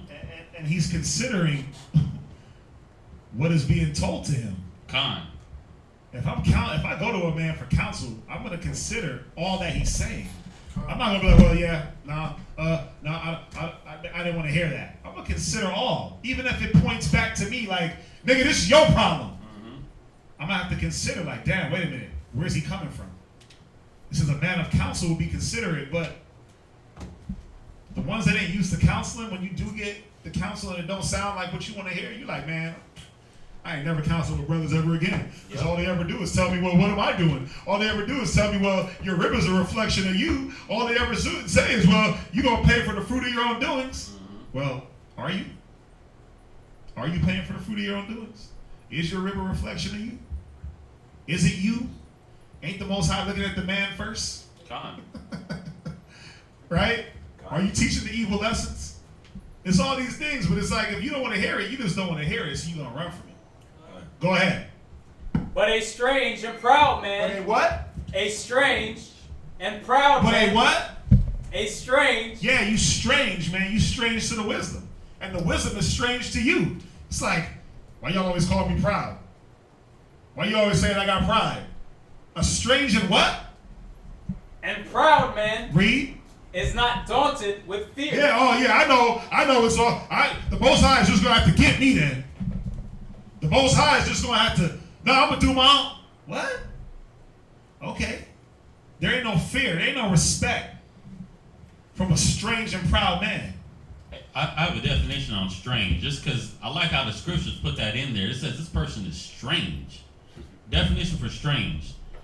Unusually or surprisingly in a way that is unsettling or hard to understand. Synonyms: unusual, odd, curious, bizarre, weird. The scripture is saying that you're weird because you don't consider. You're a weirdo. You funny. The way you handle things is just like unorthodox. Who would even think about handling things that way? That's what the scripture is saying. You're weird. You need to consider. You need to think things through. You're not thinking correctly. You're thinking like someone that got what do you call it? Some type of mental disorder. It's called retardation. Exactly. There it is. It's called retardation. I was trying not to say that one, but yeah. I'm gonna say it. You must be retarded. That's what the scripture is saying. Because this is the thing. Again, I gotta say it one more time. None of this is to master over brothers. None of this is to master over sisters and I'm your leader, follow me. Not at all. None of that is for this, to dictate brothers and sisters' lives and you know, just control you. But you're here. So ask yourself, why are you here? Well, when you came here, you said, I'm ready to be controlled by the Spirit. That's right. I'm ready to be controlled and changed and conformed by the Spirit. So as long as your buttocks are in them chairs, that's what you signed up for. Now, any man and any woman can gladly. Guess what? I'm asleep my 3 hours that I always sleep every night, whether you're here or not. Whether you're here or not, I'm asleep the same amount of time. So you can gladly get up and go. Con. Guess what? Show must go on. Guess what? Con. One monkey don't stop the show. What, right? Ain't that the saying? What they used to say in Jamaica? What they say? What's the saying? Oh, I don't know. They didn't say something in Jamaica, and I forgot. Well, you know, just one thing on that point too. The Most High said, man, Most High said He'll raise up stones. Yep. That's why it's going to go on. He was ready to raise up stones. He was ready to raise up one man, Moses. He was ready to raise up stones to worship him. But you know what sucks though? What's sad is that he rose up some fake ass Jews that's doing it. Oh, God. That's what's doing it while we're Going through. BSing. Yeah. Some fake ass, He rose up the devil. whack ass Jews, devilish Jewish people that stole our identity, threw us in slavery, threw us on slave ships, and it's the author of all this confusion that we go through. He rose up the devil, and then you getting smacked by the devil. You can't escape Satan, man. You can't escape the devil. Where we at? Let's finish it. The scripture. Huh? Oh, read on.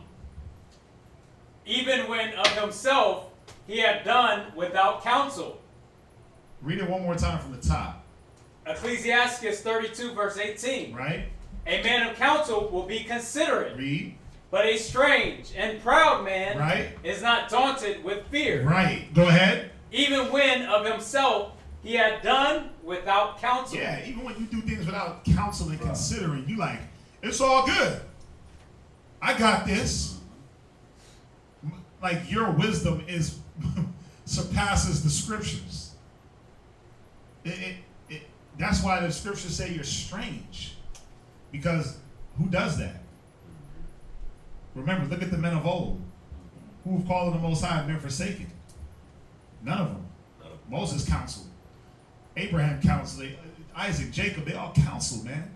Let me go and treat the Most High to see what's going on. At that time, that's what they could do. Now, you got brothers. That it? Kinda. I mean, obviously, it's not it. No, I got it. We got a lot more. What, you got one more? There's one more. Yeah, It's the let's do ending. one. Perfect ending. It's Luke chapter 19, verse 41. Just to end it. Luke chapter 19, verse 41, just to end it. Yes, sir. We're going to read through verse 44. Sir, And this is Christ. This is going to be Christ speaking to the city of Jerusalem, right? But but he's not just speaking to the city of Jerusalem. He's literally speaking to us. Read that, Luke 19 and 41. Luke 19, verse 41. Go ahead. And when he was come near, he beheld the city and wept over it. You know why? He wept over the city because he's seen the state of our people. It's just like right now, like Christ is seeing the state of our people. He just sitting there weeping, like, you don't even know what you're finna go through. Read. Saying, if thou hadst known, even thou, at least in this thy day, the thing which belongeth to thy peace. Because, I mean, the Most High wants us to be peaceful. The Most High wants us to be prospering and having blessings. That's what he wants. Read. But now they are hid from thine eyes. But now they're what? Hid from thine eyes. They're hid from your eyes now. But why? Because you wasn't looking for that. You wasn't looking for this peace. You was looking for your own agenda. You was looking for your own carnal, whatever it is that you're looking for. But you're not seeking the kingdom. That's not what you're seeking. You've been blessed with the knowledge, the wisdom, and understanding. Most High woke you up, but you still ain't seeking this. You ain't seeking him. Read. Verse 43. Go ahead. For the day shall come upon thee that thine enemies shall cast a trench about thee. And while your enemies is casting this trench about you, just like in this time when the Romans compassed Jerusalem round about, our people watched them do it. They ain't do nothing. The Romans told them, oh yeah, we just here, and our people ain't do nothing. But it's even now like our enemies is compassed us about spiritually, not physically, but spiritually. You ain't doing nothing. not for yourself. You won't even care. Not for your family. You ain't even thinking about it. You just going right along in the same BS, and then watch what's gonna happen. Read. Shall and compass thee around and compass thee round. So yeah, it's not gonna stop till you're completely surrounded, to where you can't do nothing about it. Read. And keep thee in on every side. And now you it don't matter where you go, you can't do nothing. You done fall into you done dug a hole that's too deep. Can't do nothing about it. Go ahead. And shall lay thee even with the ground. And now you finna be put on the ground. You finna be put on the ground. You finna be greatly humbled by the Most High. Read. And thy children within thee. And who? And thy children within thee. And also your children will be laid on the ground with you. Why? Because how can Satan get in unless he bound the strong man first? So if you're bounded, who's going to protect your family? But a strange and proud man is not daunted with fear. Go ahead. Con. And they shall not leave in thee one stone upon another. Just think about that. They didn't even leave one stone upon another. That means that they literally went in and destroyed every single thing. Mashed it to dust. Not even one stone upon. That's like somebody coming in here and destroying this whole place and not leaving not one tile messed up. Not one tile not one tile was just left how it is. Right. Everything got touched. And that's how Satan does us, man. Literally everything gets touched. Read. Because thou knewest not the time of thy visitation. Because you knew not the time of your visitation. And we didn't hit all the other scriptures where it talks about how when the Most High comes as a thief in the night, we won't be surprised because we're looking. But a strange and proud man is not daunted with fear. So he's not looking. So he doesn't know the time. So when it all comes, you're done. You're just gonna be like, oh yeah, it's just some Romans. Oh yeah, it's just some blonde haired, blue eyed Edomites. It's gonna be okay. And that's it. Then they gonna destroy you so bad. Not even one tile, not even one stone, not even one brick, not even one little hair on your carpet is gonna be left. But a strange and proud man is not daunted with fear. All right. Is that it? Yes, sir. I know they had questions. Somebody just asked for a part 2 on this class. We'll try to facilitate that. Is it okay to masturbate? We'll get you back on that on Wednesday. What happens to mixed kids? Come back on Wednesday and ask that. We'll go through it. Y'all ask the questions when we went into class. Is it okay to masturbate? Stop doing it. It's not. And we can get scriptures on that on Wednesday. But for now, stop being idle. It's not okay to masturbate. It's idleness, which teaches much evil, which is lust and fornication.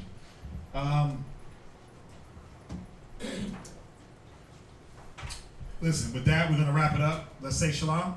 Shalom. We'll see y'all back here on Wednesday.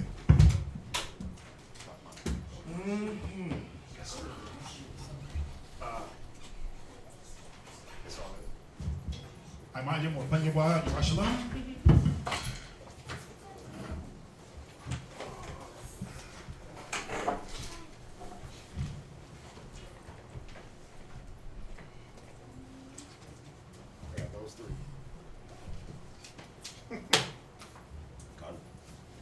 Brak Day Ho.